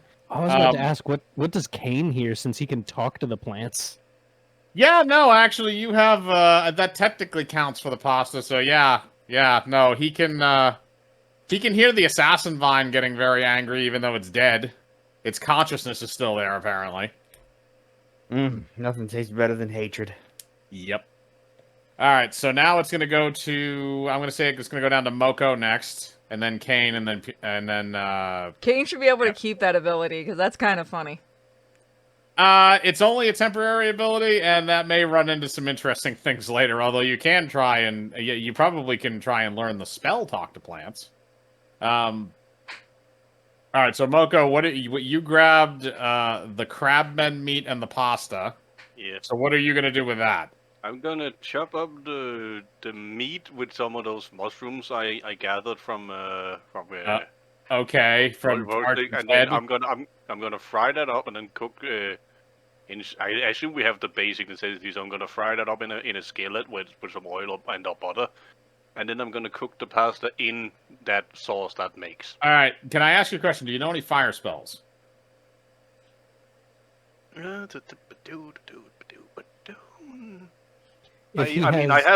have dancing lights. All right, so here's what I'm gonna do. You break off some chunks of your desk, and you just use your lighter that you normally light your bong with to light that on fire, so you can start cooking it. And you are able to do that, because you do have pots and plates and pans and stuff, just not the means in order to do certain things. So you get around the whole not using magic for that by using your desk as a means to fucking cook it. But all right, so you're able to do that. You cut that up very finely, and you're able to fry that up in the skillet. And since you have the grease spell, you can just use some of that in your cooking. Yeah, true. So I'm going to say that's where you get the butter and/or grease in order to fry that up. So you're going to make yourself an actual halfway decent dish there. I want you to roll me a crafting check just to see how well it puts together. It's gonna be a crap meat pasta with some magic mushrooms in it. It's gonna be great. Holy shit! Nice. All right, we have a Chef Boyardee. Of course, it's the stoner. All right, now we're gonna go to Kane. All right, now we're gonna go to Kane. So Kane, you just grabbed the owl bear steaks, right? That is correct. And I'm gonna go very, very simple. So I'm gonna season them both sides with salt and pepper, and then I'm gonna use my firebolt spell to try and cook it to a perfect done. Okay. All right. So here's what you're gonna do. You're gonna put the plate on your desk, and you take a backup. I want you to roll. Don't roll for attack on the firebolt spell. Just roll for damage. Okay. He rolls max damage. It's just gonna burn. 6. Yeah, almost. All right. That's sort of even. So you kind of say that's gonna be well done. Well, not exactly, because he's just doing kind of the outer. So it's gonna be one of those things, like it's gonna be like a black and blue style thing. So it's gonna be like, okay, the outside is like all nice and like crusted and charred, but the inside is still like warm, and like the middle's like, it's basically like medium rare on the inside. Perfect. If it had been a 10, it would have just been a charred piece of meat. I would have still eaten it, but I think he would have too. But this will get me probably higher grade. So Probably, yeah. So all right, so you use that to cook that. So I'm gonna have you roll a crafting check to see how well you prepare it in terms of the visual preparation. Craft. Oh, okay. Booyakasha. Nice. Okay, you also had a very nice presentation, so it's probably going to be between you and Moko. It depends on which dish he eats first. Everything. That's fair, too. Yeah, yours is the one that has magic mushrooms. So, Kim, you are the last one. So what ingredients did you pick again? You picked the pasta? Steak. And the steak, okay. So you can decide how you want to prepare those. So one of the other people already picked my way, so I'm gonna pivot and change. So I'm taking the steak, and I also had some mushrooms left over that were edible mushrooms. Mm-hmm. And so I kind of try and squeeze those on top of the steak and into it, trying to get any juice or fragments of it. And I'm serving that as steak tartare. Okay. That actually doesn't sound too half bad, actually. All right. So And then I'll I'm have- summoning something to cook my pasta. Okay, what are you summoning specifically? Yeah, this is bad. It's called a thokwa. Okay, hang on a second.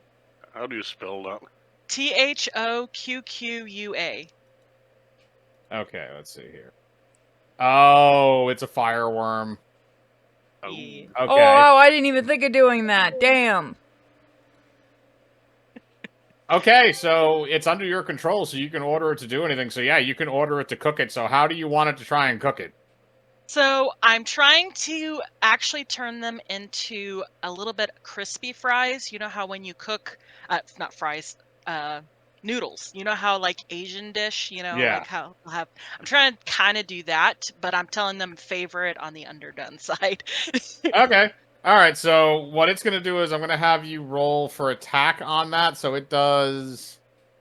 Actually, it does fire damage anyway from Yeah. just existing. So you can just put it on top of it and it'll cook. However, I will roll a d20 to see if you unfortunately manage to light the rest of the room on fire.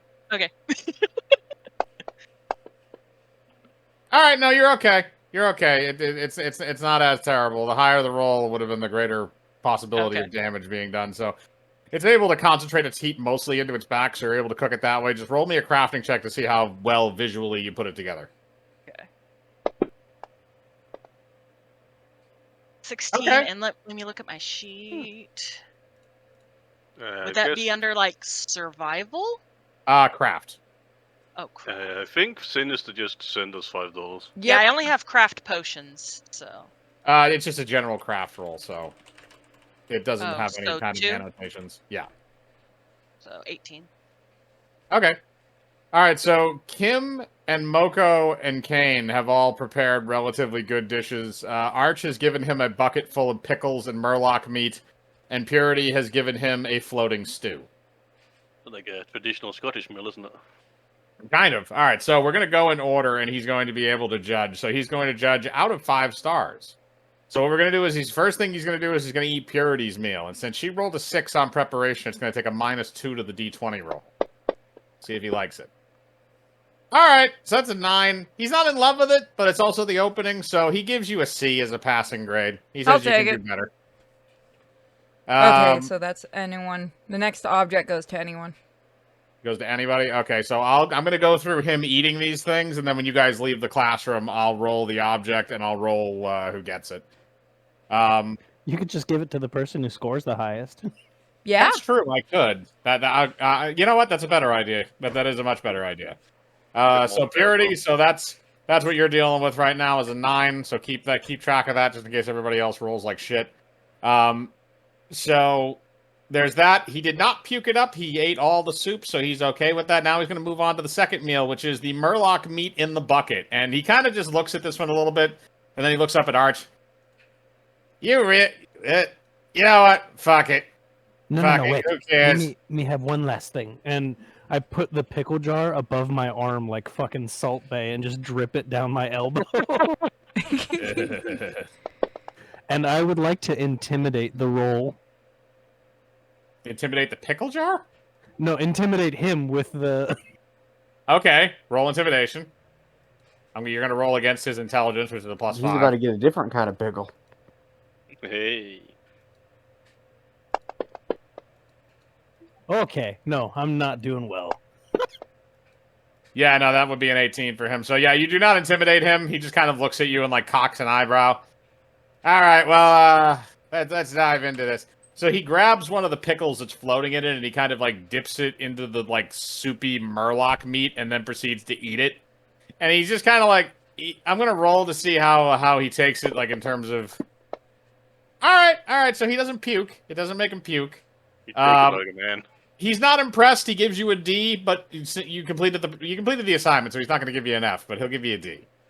Now it's going to go to Moko. So Moko, you had one of the better presentations, and you're actually giving him something with magic mushrooms in it, and he does not realize that.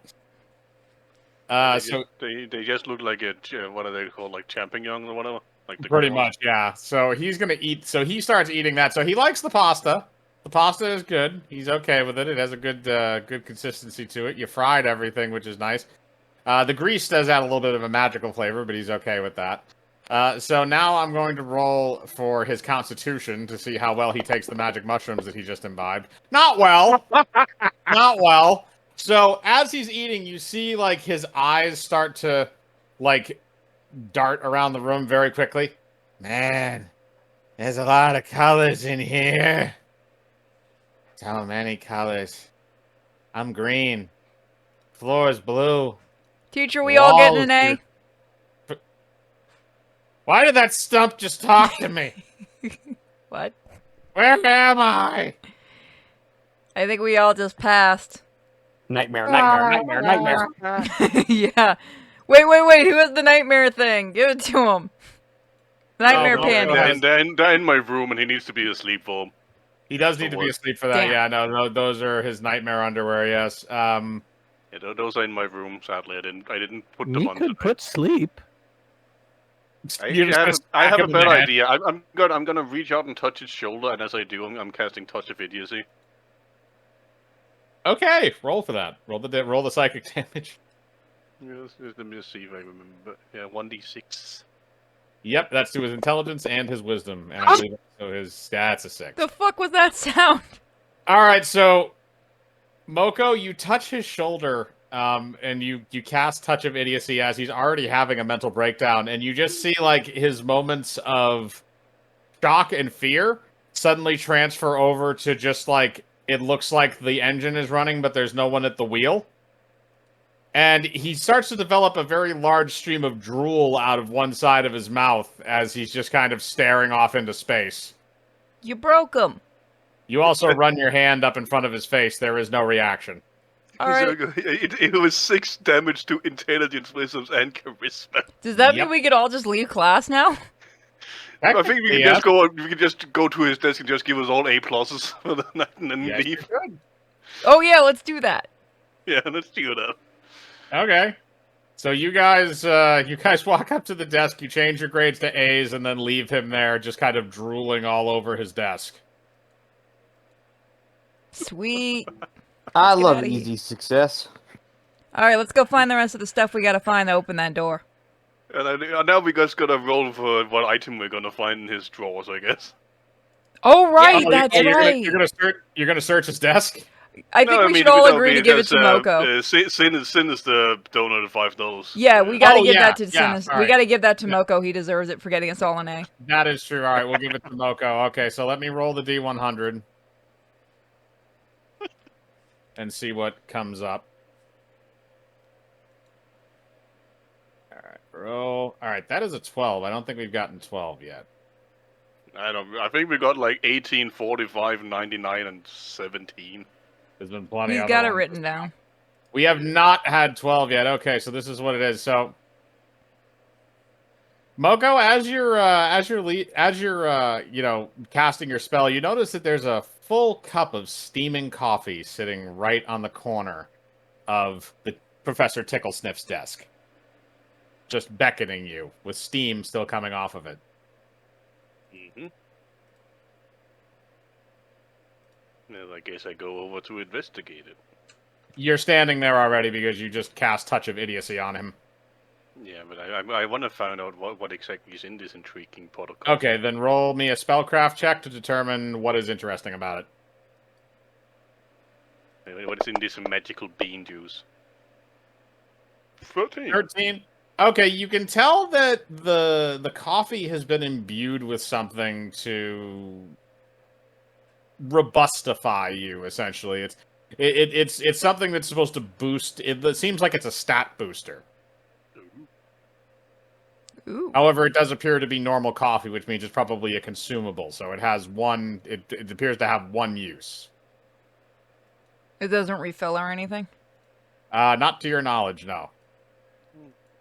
I'm gonna take it up and drink a sip, like a You large sip. Like say drink like half of it. Okay. Just to see what happens. You take a pretty good swig of the coffee, just to kind of get the taste, and you swallow some of it. You feel like you're a little tougher. You feel like your muscles are a little more bulgy. You feel a little faster, a little stronger. You feel like maybe you're focused in a little bit more, even though you're high. You feel like your senses are razor sharp. Yep. Good coffee. Come on, man, Yeah, we we- gotta go. We're gonna try to get the rest of the stuff. Yeah, I will assume that the coffee has also kind of sobered me up a bit now from... Yes, it has. Yes, it has. It has sobered you up a decent amount. However, you can get back to that point if you wish. So that was alchemy in the kitchen, and Professor Ticklesniff is still sitting there with his drooling saliva all over the table in a disgusting fashion. He'll be fine. So now it is your lunch block, and as you're eating in the cafeteria, Boggle approaches you again.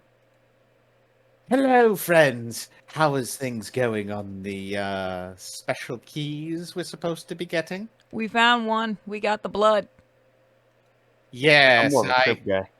yes, I heard Gilbert Docto apparently had a little accident on a greasy floor earlier today. Good work. Thank you. Now our next step, which is we may be able to find our ectoplasm if we can trap Douchey. Can we get rid of him too? Kill two birds with one stone. Sounds good to me. But the person to talk to would be Professor Rathmar, and we have his class right after lunch. Perfect. That makes things easy. I'm gonna go to the library during lunch and go get my hair grown back. Okay, you go to the library and explain to the librarian, whose name is I can't remember what the hell I named the librarian. Librarian's a goblin. Oh, Zip. Lady Bottom. Zip. No, Zip was the other janitor. While she's doing that, can I go up to my room and then get my underwear? Yes, you can go grab your underwear. There's I'll a allow you to do sentence. that. I'm gonna put that in there. Yeah, that was a sentence, but yeah, I'm gonna put that in my pocket, not on me right now. For Yes, if it's in your pocket, it is not going to be causing you to have horrible nightmares. All right, so Purity, you go to the library, you go to the potions area and explain what happened. They give you a potion of hair growth, and you're able to grow back your eyebrows and your normal hair. Oh, thank God. I also Thank you. go. Okay, what are you grabbing? I'm gonna ask for help about the third eye. Oh yeah, okay, so you go and you point to the third eye that's in your forehead. So they give you a scroll of curse removal, which then removes the eye from your forehead. Still a little itchy though. She drank a potion and then she noticed she had hair where there was no hair before. Yeah, also that means you grew hair everywhere, Purity. So legs, arms, underarms. Son of are a all fuck, very- I can't win very here. fuzzy. Okay, Well, so basically, you kickstarted puberty. I'm gonna go shave. All right, you have enough time during your lunch break to go shave before the next class. And you guys are going to be going to the class of Professor Rathmar, your medical practitioner, or cleric Rathmar, more specifically. And this class is going to teach you how to keep somebody alive, at least their soul anyway, while you are repairing their body. Ooh. Me think that not true because only cleric me know is small penis friend and she can't do shit. I can bring your ass back. I'm gonna smack you with your own hand. Does she still control his arm, by the way, I was Yes. about to ask? Yes. Yes, she does, because that was never switched. So Smack, bitch. you're going to smack him with his own hand. Did he say that? Yes. I mean, you could make him high-five himself in the face. You know what? That's better. So if I remember correctly, is that the ring of addiction? Yeah. No. Okay. I reanimated his hand. No. But he's wearing the ring of addiction, so if you high five him in the face, Oh, is you're that on that in the hand? hand. Yeah, shit. you can choose to cause him to become addicted to something. No, I'm gonna save it. Okay. I looked through my... I still it says need I still him. have- it says I still have a gold band, but I can't for the love of me remember what that gold Isn't band that was. the because- cock That is ring? the erection ring. No, because that again was destroyed, but I got another one, I think. you got a second ring, yeah, but it wasn't just a gold band. That one had a gem in it, I thought. Yeah, it had like purple or turquoise, I think. But I just Purple, can't I remember. believe. Hang on. Yep, I can't remember what it did. I thought you had written it down. Hang on. I just wrote gold band because they. Oh, by the way, your cat still has that arrow. Oh yeah. You probably get that looked out because I have a feeling that crystal might be a soul gem. Anything's Just call it a hunch. Oh, no, Purity has that ring. Purity has the one that does Vicious Mockery. Oh yeah, that's what I want. Yeah, I Ring of have the main ring. Arch has the Ring of Addiction.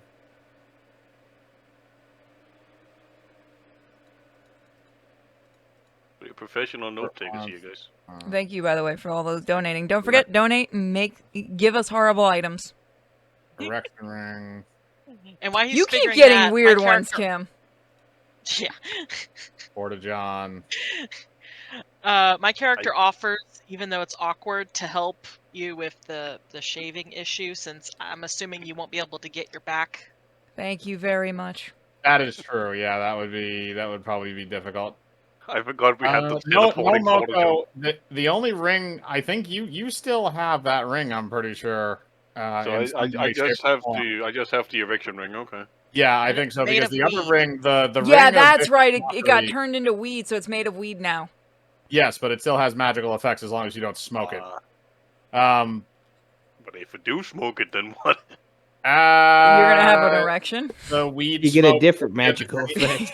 I was gonna say the weed smoke will probably have the same effect as the ring would. All right, So if we all get into a room and I start hotboxing, what's gonna happen? every single person is getting an erection. Even all the guys girls. are. No, the women will just get horny.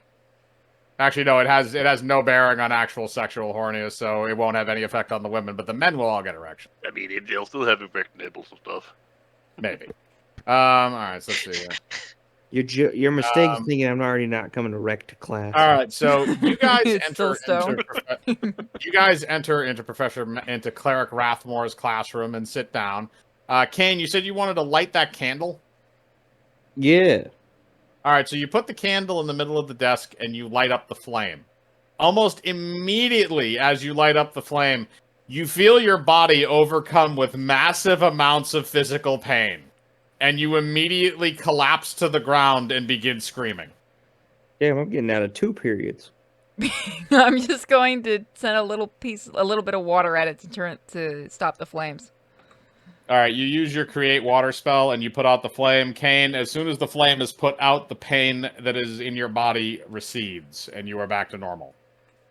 Maybe not Frank, use who that, made big guy. this? Let me ask Why? what happened. Why is he screaming? I haven't broken any limbs yet. I got you a candle, teacher. What if he puts it up his rectum? It has to be lit. Ow. Yeah, give it to the teacher. That's a good idea. Mm-hmm. Definitely. Give him the candle so he can, increase the mood in the room. The mood candle. Are we about to get out of 2 class? Wait, no, don't we need to ask him something? You do need to ask him something. You need to ask him about trying to imprison souls. No one liked this candle However, yet. however, what the lesson that he's about to teach you does have something to do with that.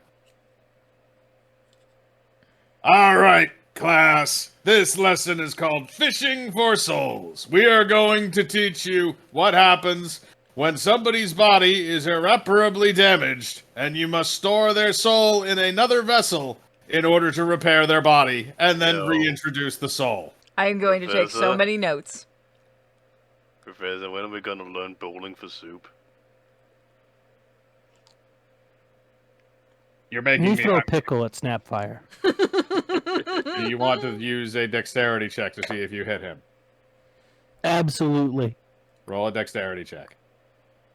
Do I roll a saving throw for that? No, because he's sitting You behind haven't you. earned one. Oh.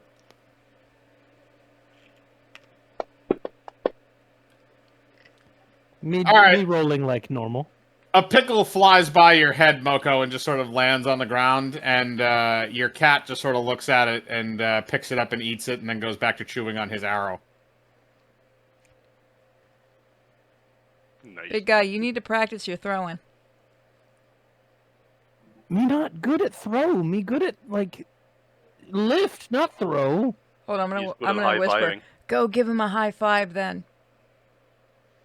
Fucking Me call give it. him high five. All right. So this is the way that we are going to test this. So Cleric Rathmore takes out a small, what looks like crystal ball from behind his desk, and he also takes out a cage that is holding an abyssal chicken. He looks over at the rest of you. Okay, so this is how this works. Each one of you has a crystal ball at your desk, as you can see. There is a crystal ball at the corner of each one of your desks. Up here, I have 5 abyssal chickens. It is your job to kill the chicken in some horrific way, transfer its soul into the crystal ball, repair the body, and then transfer the soul back. For those people who do not have the ability to heal the body, you will be given healing potions or spells in order to operate them correctly. Yes. I say that because some people signed up for this class not realizing that even though it was easy elective points, you were also going to have to bleed for it. Big guy, you get to kill some things for me. Me do this. Alright, so, he hands out the cages with the 5 abyssal chickens in them to each one of you. And, after he hands those out, he goes back behind his desk and takes the abyssal chicken by the feet out of the cage. It appears to be snapping at him rather angrily.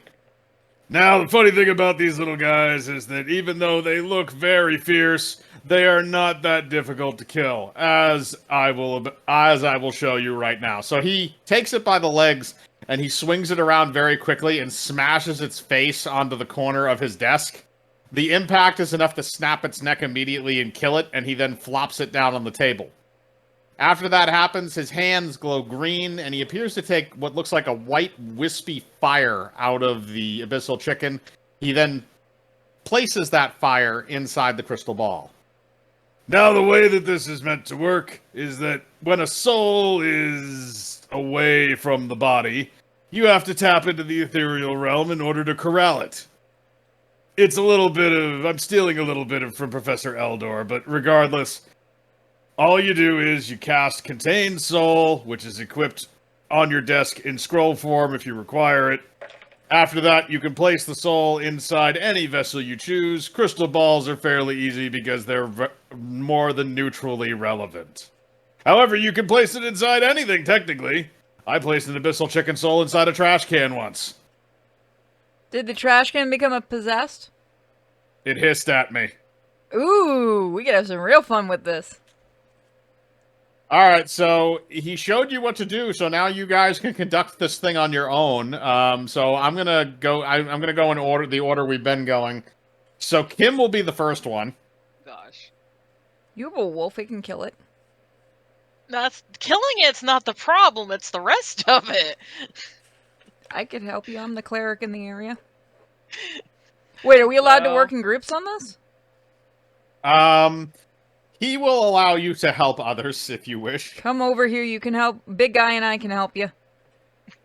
Everybody come, you guys all come over here, we'll work together. Group Teamwork effort. makes the dream work. Alright, so the question is, how are you going I'm to kill gonna it? start smoking a blunt. Of course Yes, you you are. Roll Constitution, Moko. Unless you want to counteract it with the coffee. No, because I only have one more sip of that. That is true. Ooh, 15. Alright, 15. You're doing okay. You're doing okay. are. It's just a gentle high. Yeah, no, you're just toking it. You're still paying attention. You're still paying attention. Okay. Alright. So you're gonna have to kill the chicken first. So you can decide how to do that. I'm gonna use my wolf to kill my chicken. Alright. So what I'm gonna have happen is you just kind of put the cage down and you open the door and the wolf is right there. So the wolf shoves its face into the cage, rips out the chicken, shakes it back and forth more than a couple of times. After a little bit of some hissing and some angriness from the chicken, it falls limp in its mouth and it drops it on the ground. It is now dead. Good job. Alright, I'll take the soul and put it in a All right, you have a scroll for that, so you can use the scroll. So you use the scroll and activate it, and you take the chicken soul to put it in the crystal ball. I'm going to have you roll an intelligence check to maintain control of the soul as you put it into the crystal ball. Okay, hold on. Let me check my intelligence. Okay. Actually, you're a cleric. Use your wisdom. Cleric Oh. spells are wisdom. Okay. Okay, so either way, it's the same.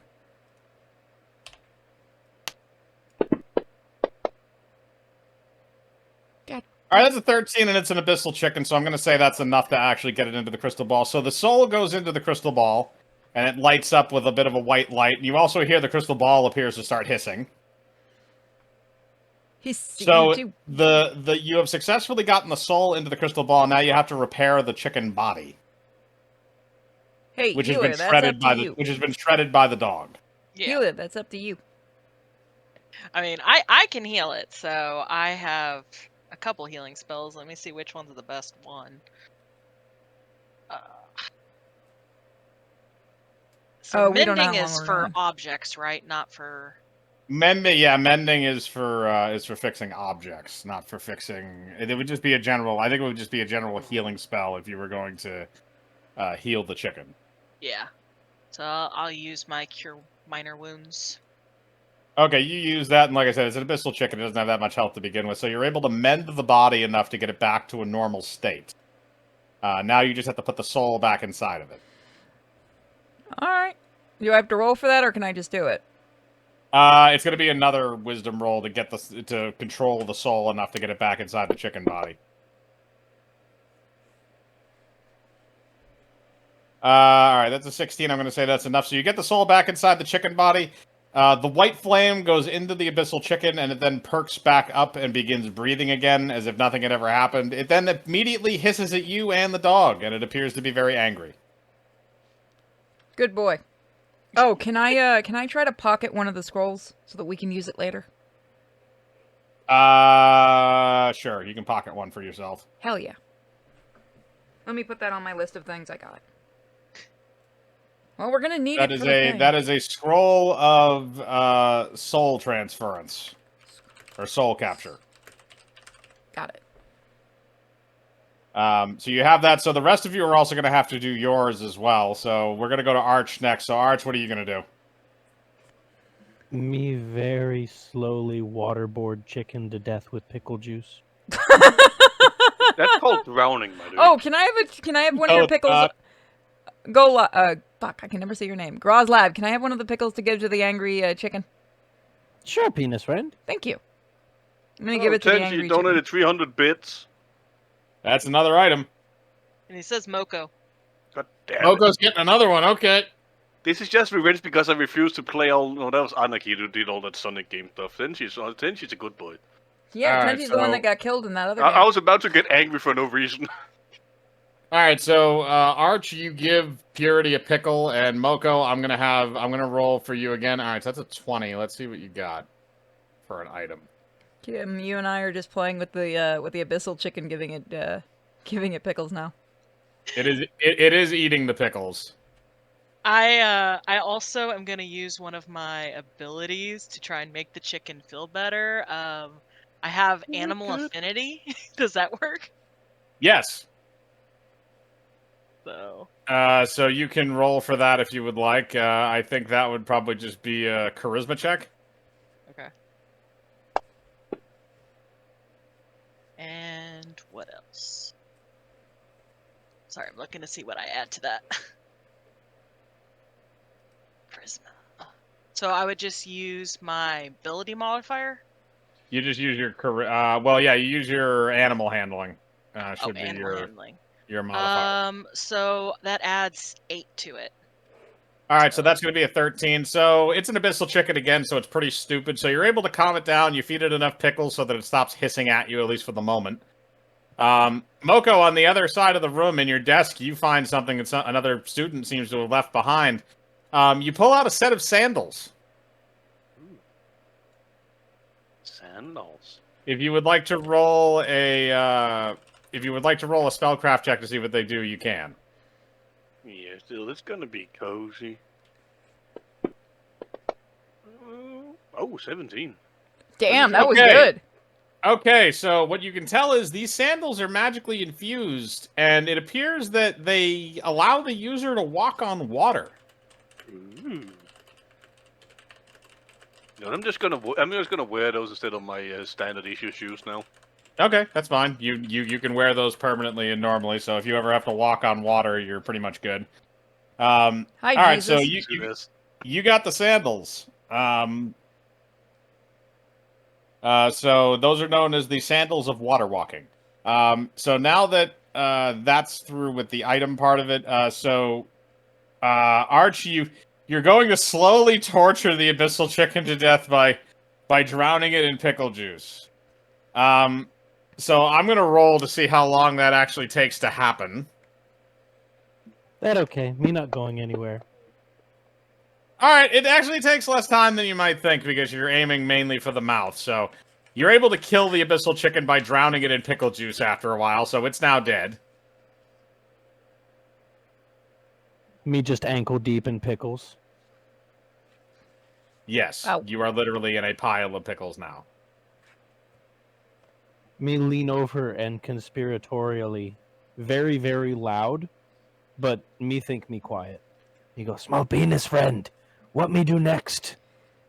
You put its soul in the orb here, bud. Do you want me to help you with that? Me think me need help.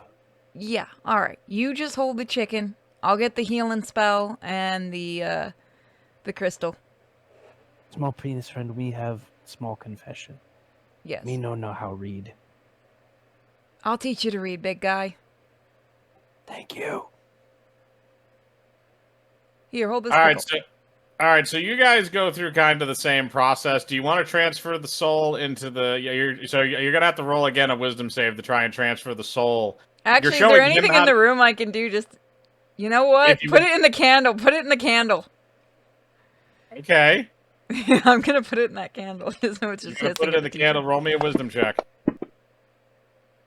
Damn. All right, so here's what happens.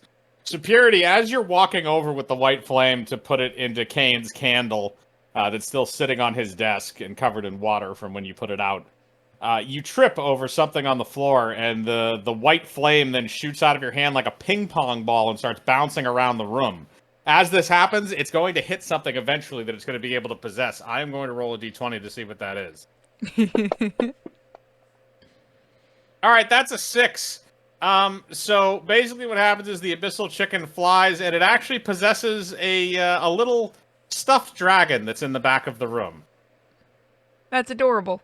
So the stuffed dragon then begins to move, and it looks over at all of you, and you can see that its eyes have become angry, and it opens its little dragon fluffy mouth and goes... Big guy, throw it a pickle. Me throw pickle. That's going to be a dexterity check. He's gonna send this thing flying. Pickle!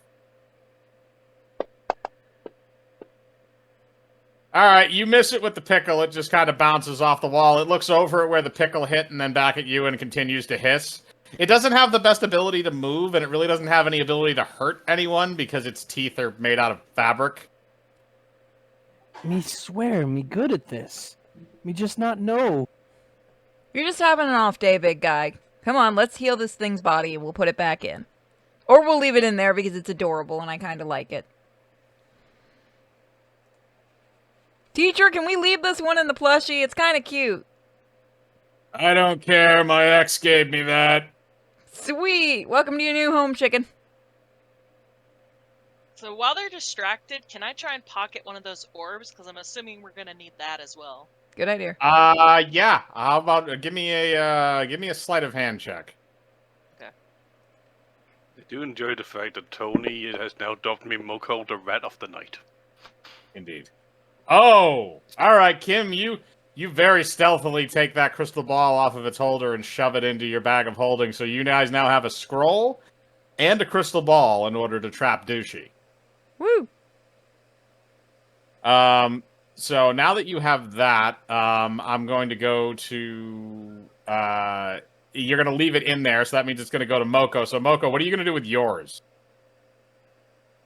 My what? Well, everybody got an abyssal chicken. He just kind of allowed you guys to help each other a little bit, just because it's kind of a lab experiment, basically.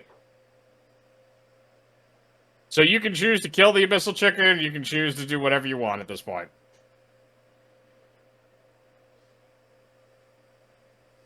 I'm gonna cast Melf Acid Arrow at it and see what happens.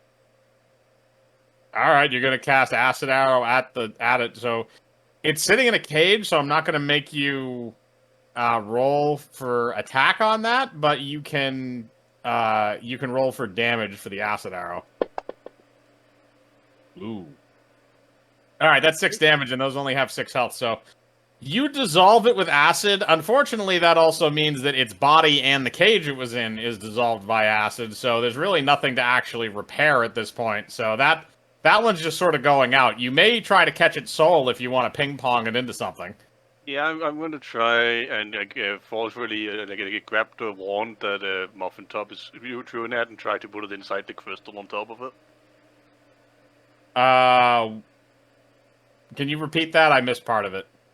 I'm gonna grab the wand that Muffin Top is eating, and I'm gonna try to put the soul of it inside the crystal. He's chewing on an arrow currently. Yeah, that's what I meant. The crystal the tip. arrow Yeah. with the crystal arrow. I'm gonna put it and try to force it inside the crystal bit of it. Okay.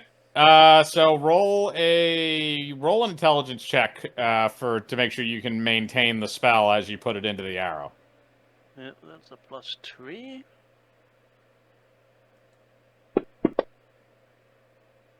Eh, 13. Okay. It's good. Like I said, it's abyssal chicken soul. It's good enough. 13, I'm going to say, is probably the cutoff. I think that's well enough. So you're able to put the abyssal chicken soul into the tip of the arrow. The arrow now starts hissing at you.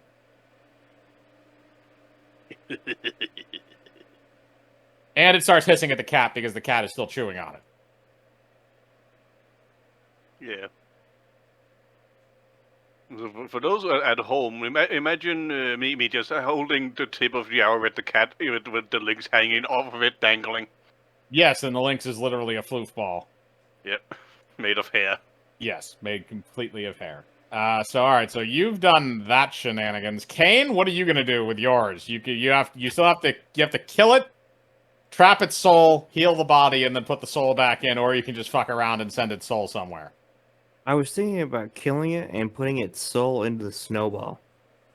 Okay, so here's what you can do with that. So first of all, you have to kill it Yeah, I want to chop off its head. with. My bare hands.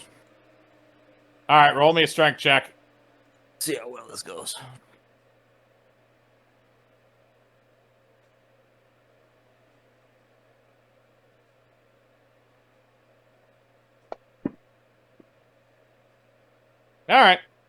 All right, that's enough. You're able to snap its neck fairly easily.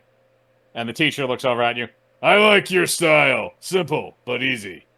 Yeah, exactly. Cut to the chase.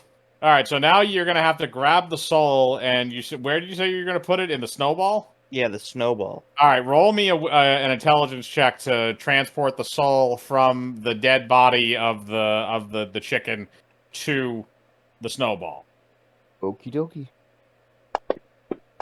That is a good question. Like, what level Ooh. are we Oh, on? no. We're level 5s. That's not going to be good. All right, so Kane, this is what happens. So you try to put it into the snowball, but your hand kind of slips in a bad way, and it actually bounces off the wall and hits you in the head.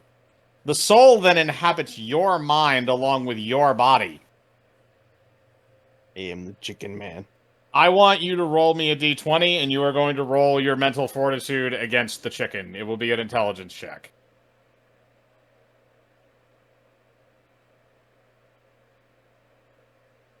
Groslab am lucky this not happened to him. This go very badly. Not bad.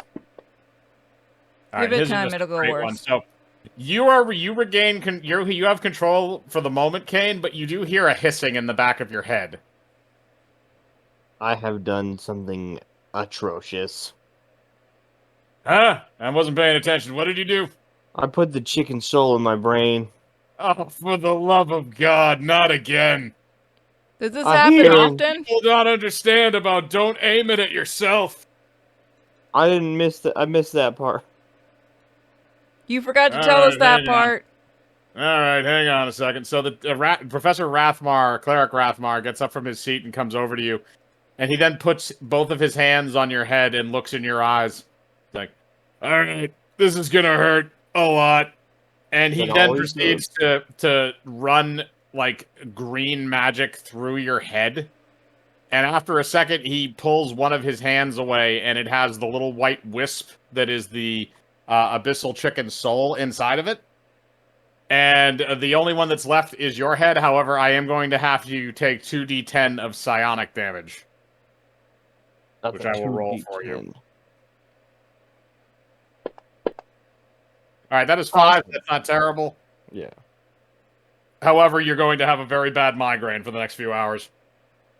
Well, it seems like it's been an eventful day for me.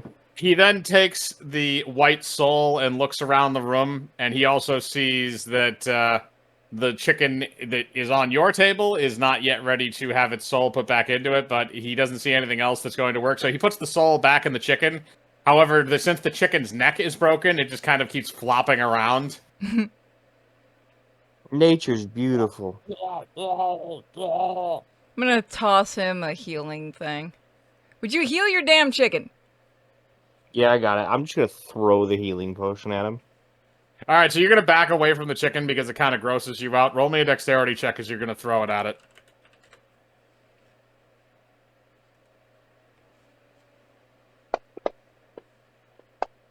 Nice. All right, you throw it kind of near it, and it's enough to heal it so that its neck kind of cracks back into place. And it then proceeds to get up and hiss at you again. And it's still loose in the room. I don't know what you want to do about that.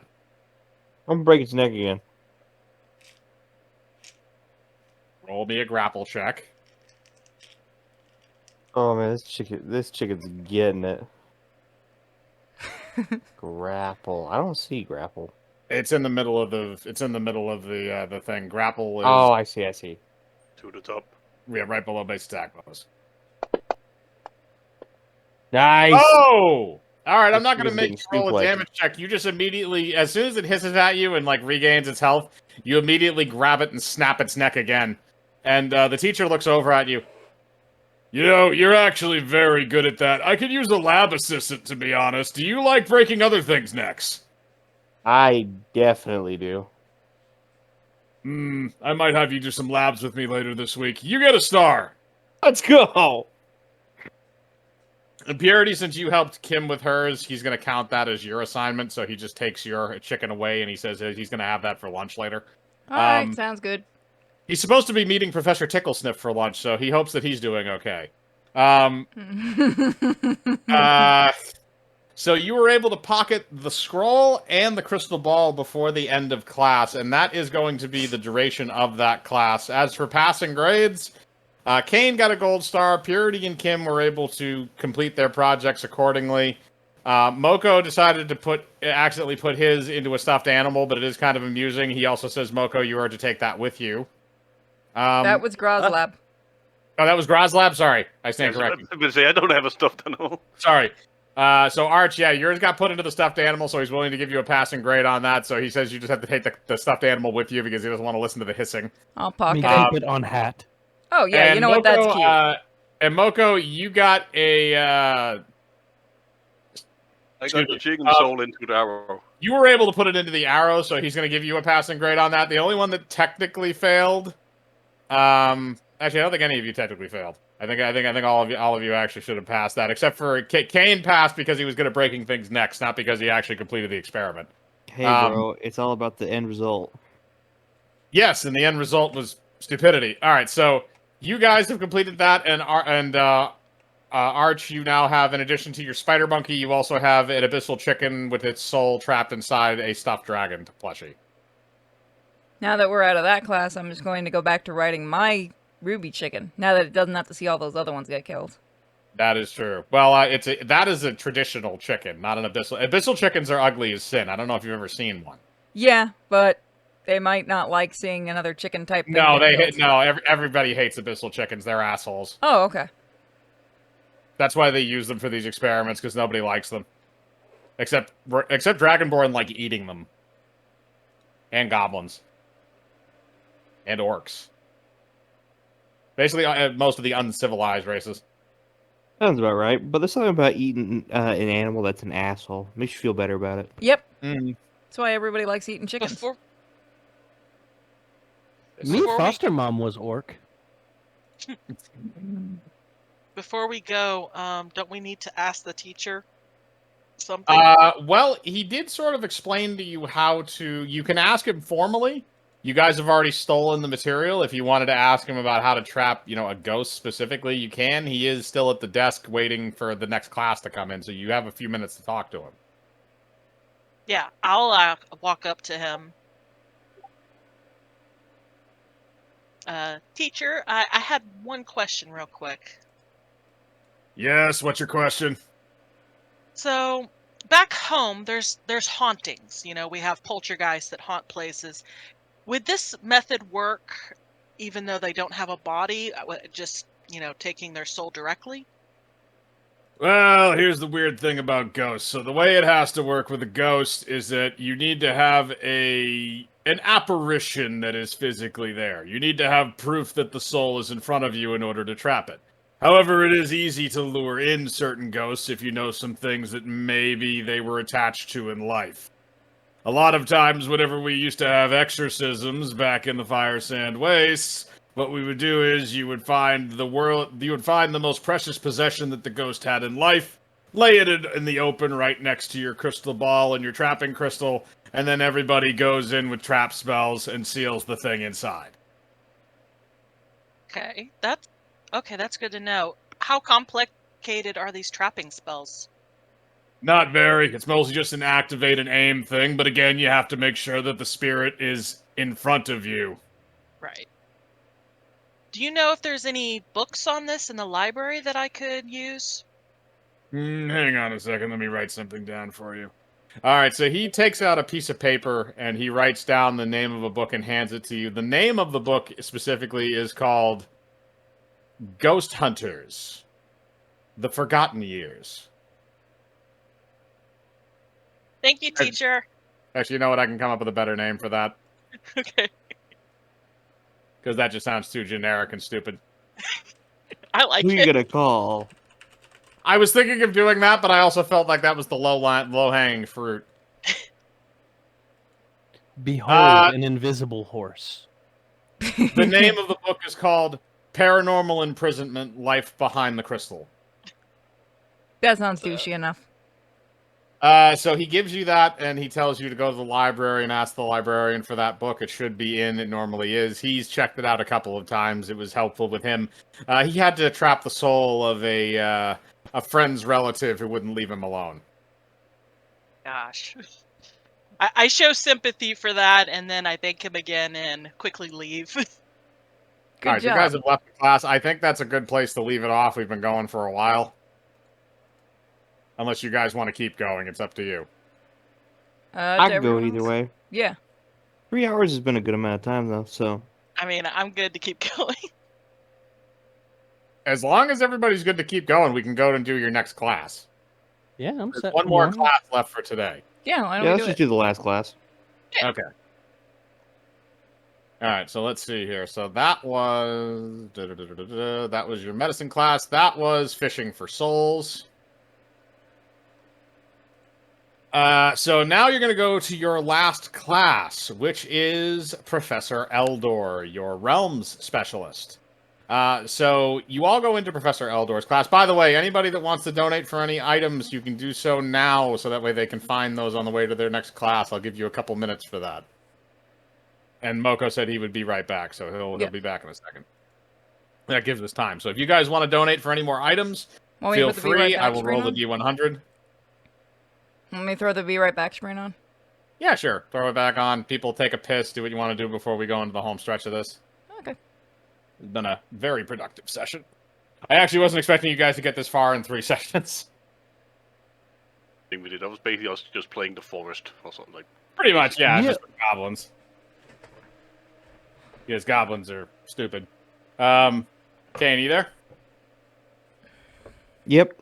All right, Kane's there. All right, I think I heard everybody, so I think we're all set. So you guys are going to enter into your last class with Professor Eldor, and you sit down. Purity, did we get any item donations during that or no? Nope, I just checked. Okay, then we'll go right into the class then. So what happens is you guys walk in, you sit down, Professor Eldor is at his desk, and he basically looks out at you and says, how many of you here have issues when it comes to storage of your items? Me raise hand and point at tiny pants. See, that's what I mean. You want to wear tight clothing, but you still have to carry your ID and enough gold to get into the front door at the nightclub. You understand what I'm talking about, right? Me understand perfectly. That is why today's class we will be talking about, and he turns around and writes on the board in chalk, Pocket Dimensions, a comprehensive overview. And he does an underline, double underline on overview. And he looks back at you. You will be taught today how to make a small pocket dimension that will work out for you in terms of storage of small items or things of that nature. Most mages can create small pocket dimensions, about the size of a backpack or a suitcase. And it's a very easy way to keep your things nice and safe without having to, deal with, an actual safe. Sometimes you can put magical runes to lock these various things. Sometimes you can do other things with them. The more powerful you are, the larger the pocket dimension can become. All right, I will get to that after if they give whoever that's going to. I'll get to that right after I'm done with his introduction. So yeah, Ty High only needed. Did they give 500 instead of 300? Okay, and then Appleman gave another 300. So there's another one in there too? Yep. I was just about to so say one for that. 500 and then one directly for Purity. Okay. So one is for Purity and the other one is random. So we'll wait. Undecided as of yet, yeah. Okay, so we'll wait. If they want to decide who that is, we'll wait. Like I said, I'll go back to that after we're done with his opening monologue here. So he looks around to all of you and he passes out scrolls and he says, these are dimensional breach scrolls. These spells are what are required to make a pocket dimension. Now, what you're going to do is you're going to use your magic, you're going to make a pocket dimension, and then you're going to put something in said pocket dimension. Now, the better thing is that you're going to have to hide these pocket dimensions around the room. In other words, you're going to be able to form it where you want, and place it where you want, and the others are not going to be able to see it. Then, we're going to have to find the pocket dimensions and find what's in them. It's a fun little hide-and-seek thing. 2 items for Purity, it seems. Yep. Okay, 2 for you. Both of them are for you. Okay, that's fine. All right, so here's what we're going to do. So after he's done explaining what you're going to be doing for this class, Purity, I'm going to roll twice for you to see what items you get. Okay. You got a 1 and Should I a be 93, so let's see what that... Can't remember what 1 is. I have a quick question, right? Yeah. Because Ty High donated 200 bits more than he needed to. If more Sands for Life donates another 99, could they combine together so he gets an item as well? Yeah, if you want to do that, that's fine. Yeah. Yeah, because that's of course between them if they want to do that, of course. Yeah, if they want to do that, that's fine. We'll add another item and they can decide where they want that to go. So you got a 1 and a 93.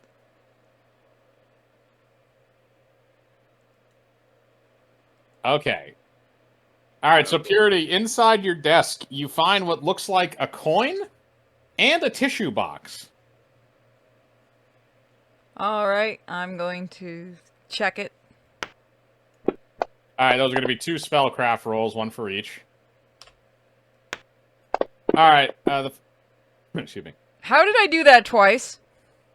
Because luck is a horrible mistress. Okay, so both of those things. So one of them, the tissue box, just looks like a normal tissue box. Nothing really seems out of place about it. You can tell it's magical, you just don't know what it does. And the coin, it appears that, again, you don't know what it does, but it appears that it's activated by flipping it. I'm going to flip it. Okay, hang on a second.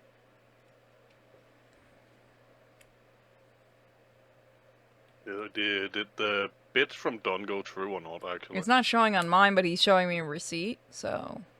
Yeah, as long as he has the receipt, then that should be fine. Yeah, But I and mean, that's one for I Kim. think that's because he just bought him. He also needs to activate it via the chat, I think. I have no idea. I've never done bits on. Okay, so what you're going to do is... Purity, here's what I'm going to do, is that, you flip the coin. I'm going to roll a d4 for me. 1 and 2 is tails, 3 and 4 is heads. Alright, tails. So, I'm not going to tell you what that does. I'll tell you what it does when something activates to provoke it. Okay. So you can keep that coin with you now. And then the tissue box, do you want to do anything with that, or you just want to leave it where it is? Do I know that it does anything? You just know that it's magical. I guess I'll take it. Hey, big guy, come here and take a tissue. Me take tissue. Real quick, between Don and High Stocking Lover, then we have 400 bits in, like, left over, if they want to redeem. Alright, yeah, if they want to decide who that goes to randomly, they're welcome to. You can just post that in the chat, and I'll do the roll afterwards. And then we'd still have a whole 100 bits left, which means next time somebody's only gonna donate 200 bits, and then another item goes in. I think you're overcomplicating this shit. A little bit, but we we don't do have a overcloud decent it. amount left over because people are putting in a little more. So if they want to make a decision as a group on if they want another item and for who, they can. And once they make that decision in the chat, we will distribute that item amongst whoever is going to have it. Done saying random. All right, so Arch, you come over and you take a tissue out of the tissue box. It appears relatively normal. It doesn't. There's nothing abnormal about it. It's just a regular tissue. Me blow nose.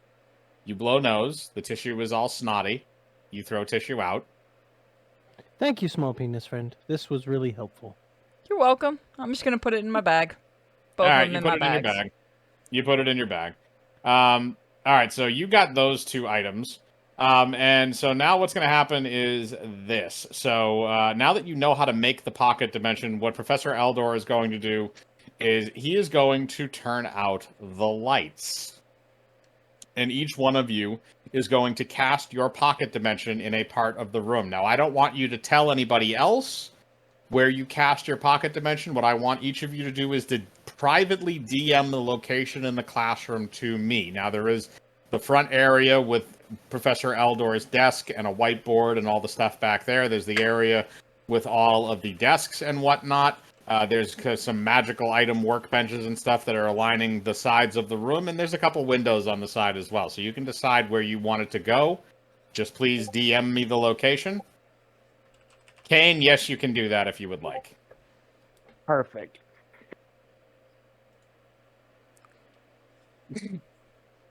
Okay.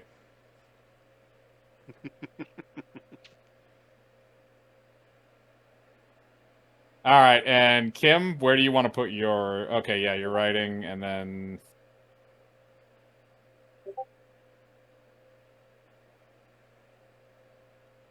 Okay, you can do that, Kim. So... Okay, so all of you have picked your location. All right, so here's what happens. So you all pick your locations, and you are also going to have to send me what item you want to store in said pocket dimension. So there's going to be one item of yours that you are also going to put in that dimension to identify that it was you. Please DM that to me now. I already know what Graz Lap's gonna use. So wait, we just have to pick a random item that we're just Any item that you currently have, just to prove that it is yours specifically. Because otherwise anybody could claim anything. It's just a random pocket dimension. They're all alike.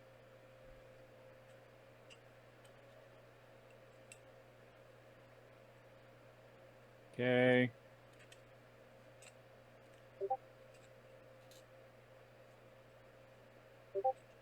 Okay.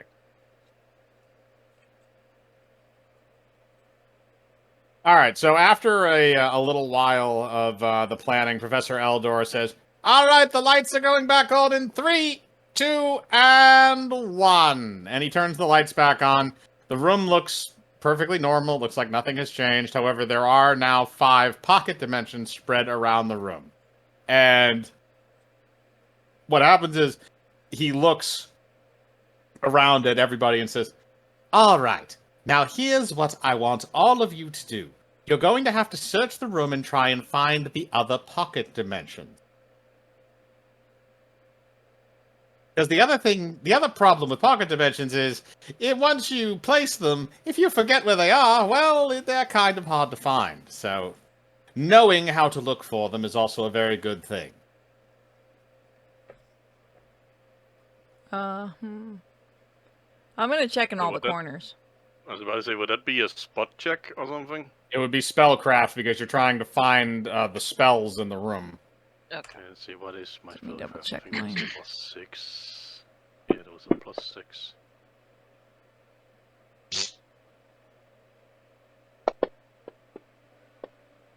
No, okay. Okay. 4. All right, now we got Purity, Arch. All right, Purity, you rolled a decent one. And Arch and Kane, you guys are going to also have to roll a spellcraft check. Ooh, all right, Kane, yours isn't great either.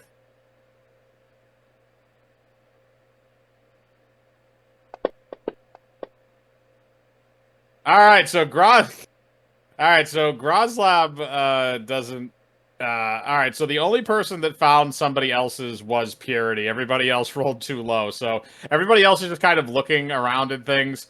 Like, Groslab is, like, tipping over desks and stuff, like, looking for it visually, even though he's not supposed to be. Everybody else is just kind of confused on where they can find one, except for Purity. Purity, you locate one... Hang on a second. I like to think that I knew where one was, but then I've forgotten my. I was about to say drunken state. I'm not drunk.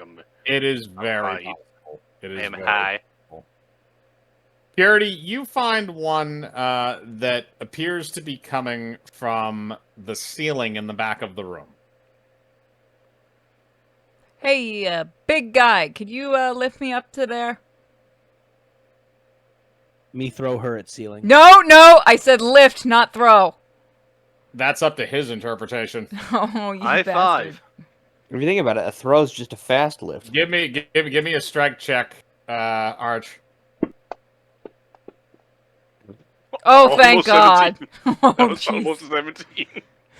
All right, so he doesn't chuck you up through the ceiling. He just kind of lifts you up like baby style with his hands under your arms. Thank you. And you go up to where he lifts you up to where you sensed the pocket dimension, and you're able to open it. And as you open it, you pull out a candle.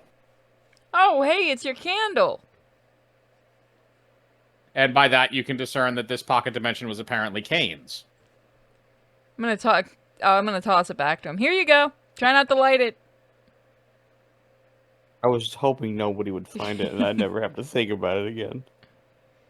Well, now you have it back. Do you light it again, or are you just going to leave it be? Oh no, I'm gonna leave it be. I'm gonna use this to torture somebody later. Me All right. kind of want to light it. I won't stop you, but just let you know, you'll experience the pain of 1,000 hells. Well, your candle, why it hurt me, and I go ahead and light it. As you light the candle, you immediately start feeling immense amounts of physical pain, and you collapse to the ground, screaming. This big mistake. I'm just gonna let I him. put out the candle. Before the candle gets lit out, gets unlit, I'm gonna go over there and use it to light up another blunt. You light up a blunt using the candle.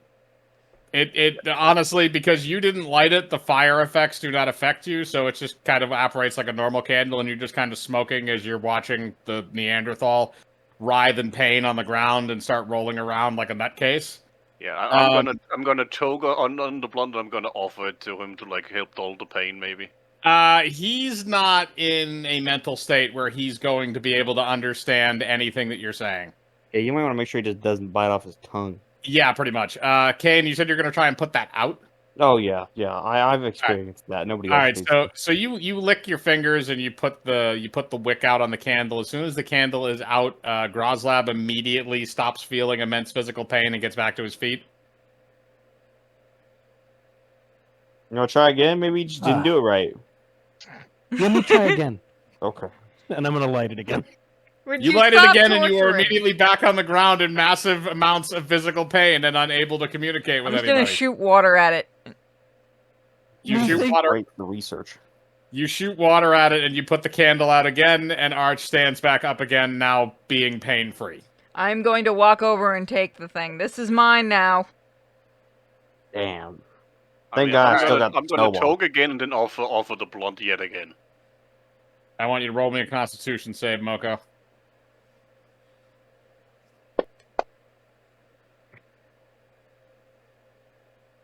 Hey guys, me think candle hurt you. That's right, big guy. You got it. All right. You're getting All right, so smarter. you're not want in on this? unconscious, but you're toked up, and you're just kind of like, eh. You want in on this, dude? Groslab. Groslab okay. Okay, Groslab does not Alright. want to Alright. partake. All right, so since you only found one of them, Professor Eldor looks around. All right, well, since the rest of you were unable to find the remaining pocket dimensions, I will tell you where they were located. There were two under my desk. I knew there was going to be one by the desk. I'm gonna one walk of over and get them- mine. One of them, let's see what's in here. This one, I believe, belongs to the gnome. This is a tissue box. A magical tissue box, as a matter of fact. Where did you get this? I found it. You want it? No. This is more for those evenings of eating large amounts of ice cream and watching very, very bad plays. Oh. You don't know what this does, do you? Nope. Endless Infinite tissue box. tissue? Have fun. Oh my goodness. Sweet. Thanks. If we trade, I could actually use that a lot more than an evil Yeah. candle. Here you go. I'm gonna toss it over to you. Take it. All right, so you keep the pain candle, and Kane gets the tissue box. Please write those things down in your Let me, inventories. I'm literally never going to leave my dorm room. I was about to say, do you want to borrow my golden ring? It might be helpful, to be honest, if that's what he's doing. Although it is made out of marijuana now. That would literally be too much power. Okay, so you do that, and let's see, what's the other one? The other one, I believe, was not Kane. Kane was the one on the ceiling. I think Moko was the other one that put it under his desk. So he reaches in, and this one is from the young man with the lynx. And it appears to be a box of condoms with one missing. Yeah, that's mine. Make that 2. Here you go. This is your, Hey. Yeah, and it's cannon, dude. Look, I'm going to, look, later on tonight, I'm going on a date with a half-elf grad student, and it's complicated, okay? Yeah, dude. I'm not sure if you're here right now, but I'm happy with you. All right, so he looks over there, and then the next thing he does is he looks over at Groslab. And he beckons with one finger for Groslab to come over to his desk. Groslab very gently shakes his head no. Young man, please come over here. It is not my fault where you put your pocket dimension. I very slowly trudge up to the desk. He then does a little motion with his fingers for you to turn around. Groslab turns around. Okay, this is going to look a lot grosser than it actually is, but remember, I am not sticking my hand in the young man's bum. I am sticking it into another dimension. Hang on a second. And he shoves his hand into the pocket dimension with Groslab put in his own rear. And he How then did you even fishes do that? around. He fishes around and pulls out a pickle. I knew it. Pickle. Lovely. He then proceeds to Regular eat the pickle. Tuesday evening. He then proceeds to eat the pickle. Good work, young man. At least you have a sense of humor. Small penis friend, me had pickle in butt. I the know, last- I know, bud. And the last one is Kim, and he looks over at Kim and says, "Young lady, would you please present your book?" She carefully lifts it and hands it. Okay, so let's see here. All right, pull this out.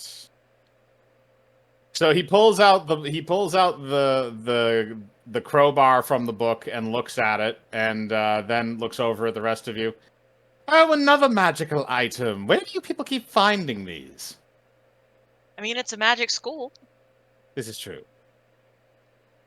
All Oh. right, so another 500 for randomness. So I'm just gonna roll 2 random weapons and assign them to people. Purity's already gotten a bunch of them. Moko's already gotten a bunch of them. So I think I'm gonna give the next one, and Kane's gotten more than one.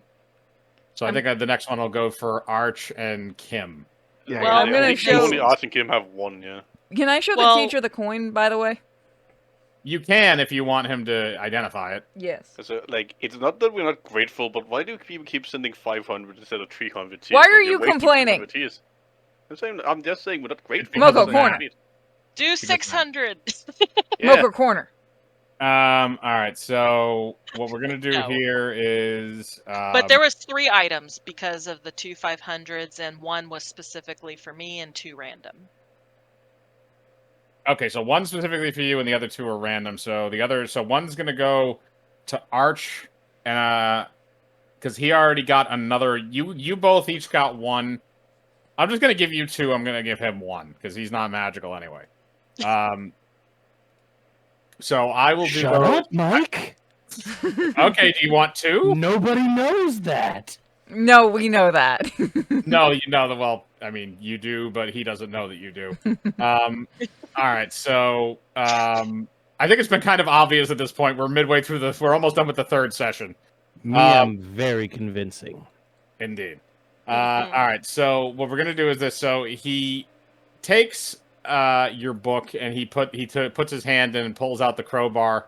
And after he's done with it, he puts the crowbar back on top of the book and gives it back to Kim. Good luck there, young lady. And as he's doing that, Purity, you bring up your little coin and show it to him, and ask if he knows what it does. He takes a look at it very quickly and takes out a little eye magnifier from inside his desk, and looks at it. Well, it appears to be a normal coin. It's magically attuned, but the attunement appears to be dormant. Have you used this at all? I flipped it earlier. Huh, okay. Well, I would be very hesitant about the next complicated thing that you try and do. Oh boy. I don't know if it's exactly what it is, but it seems like this is a coin of chance. Which essentially means that if you flipped tails, you flipped a failed chance. Which means that anything that you do after this, at least for 1 action, may result in catastrophic failure. Gotcha. I'll have the big guy do everything then. That's not how it works. Damn it. You flip the coin, you get the failure. Well, yeah. If I don't do anything, I don't get the failure. This is true. However, I feel like this may come up later. Either way, here's your coin back. It is still good for flipping, although you're not going to do anything with it. Thank you. You may be able to use it in the vending machine down the hall. Good idea. Thanks, Teach. Anytime. And we will say that is your introduction to Pocket Dimensions for the day. Have a good evening. All right, so now we're going to do the roll items. So we're going to give... So Kim's getting... I'll roll for both of Kim's items. It's an 82 and a 23.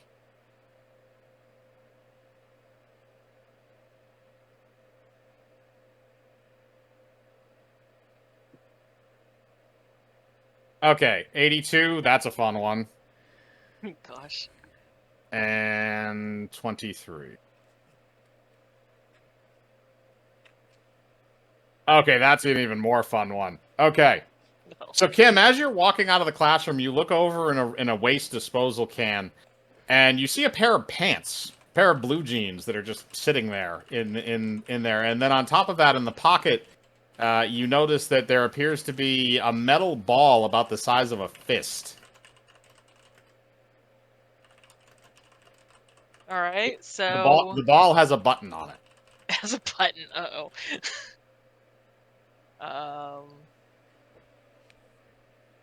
Why do I think this is gonna blow up or something? I roll for the checking. You're gonna roll spell crafting. Now you're gonna roll 2 of those in order to check the item. Oh, Okay, gosh. the first roll, you have no idea what the pants do. All right, what's your spellcraft? Oh, sorry, one sec. Spellcraft it. 2.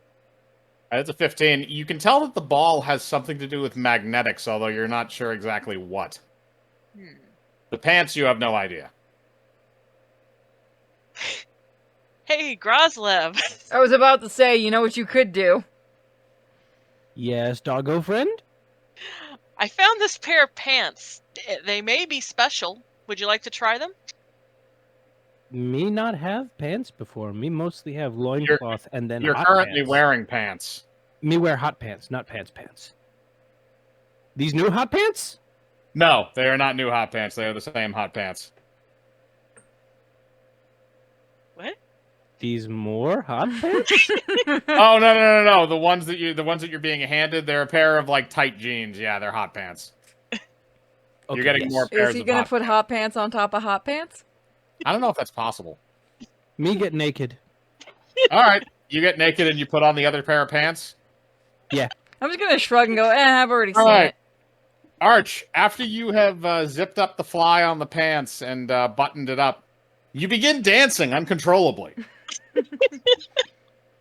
He's just like, his you may legs are just going You at may it. And choose the dance style. He's doing disco. I was like, he's like Lord of the Dance. Like, his upper body is completely stiff as he thinks about it, and his legs are just going wild. Pretty He's much, like, yeah. me think something wrong with pants. I didn't know you Those could are dance known- so well, big guy. Those are known as dancing pants. They are pants that once put on cause the user to dance uncontrollably until the pants are removed. Grozlab have many layers. Big guy, do you want to keep dancing? I'm just gonna like river dance down the hall. I guess he All does. right, so here's what I'm gonna do. So Arch, you're gonna get one as well. So I'll say you come across this in your dancing. So I got to roll for 1 for you. 31. All right, let's see what this one is. See if we got this already. Okay, so this is what happens. So Arch, as you're dancing down the hallway, you accidentally smack into a locker, and something falls out of it into your hand, and it's a pair of glasses.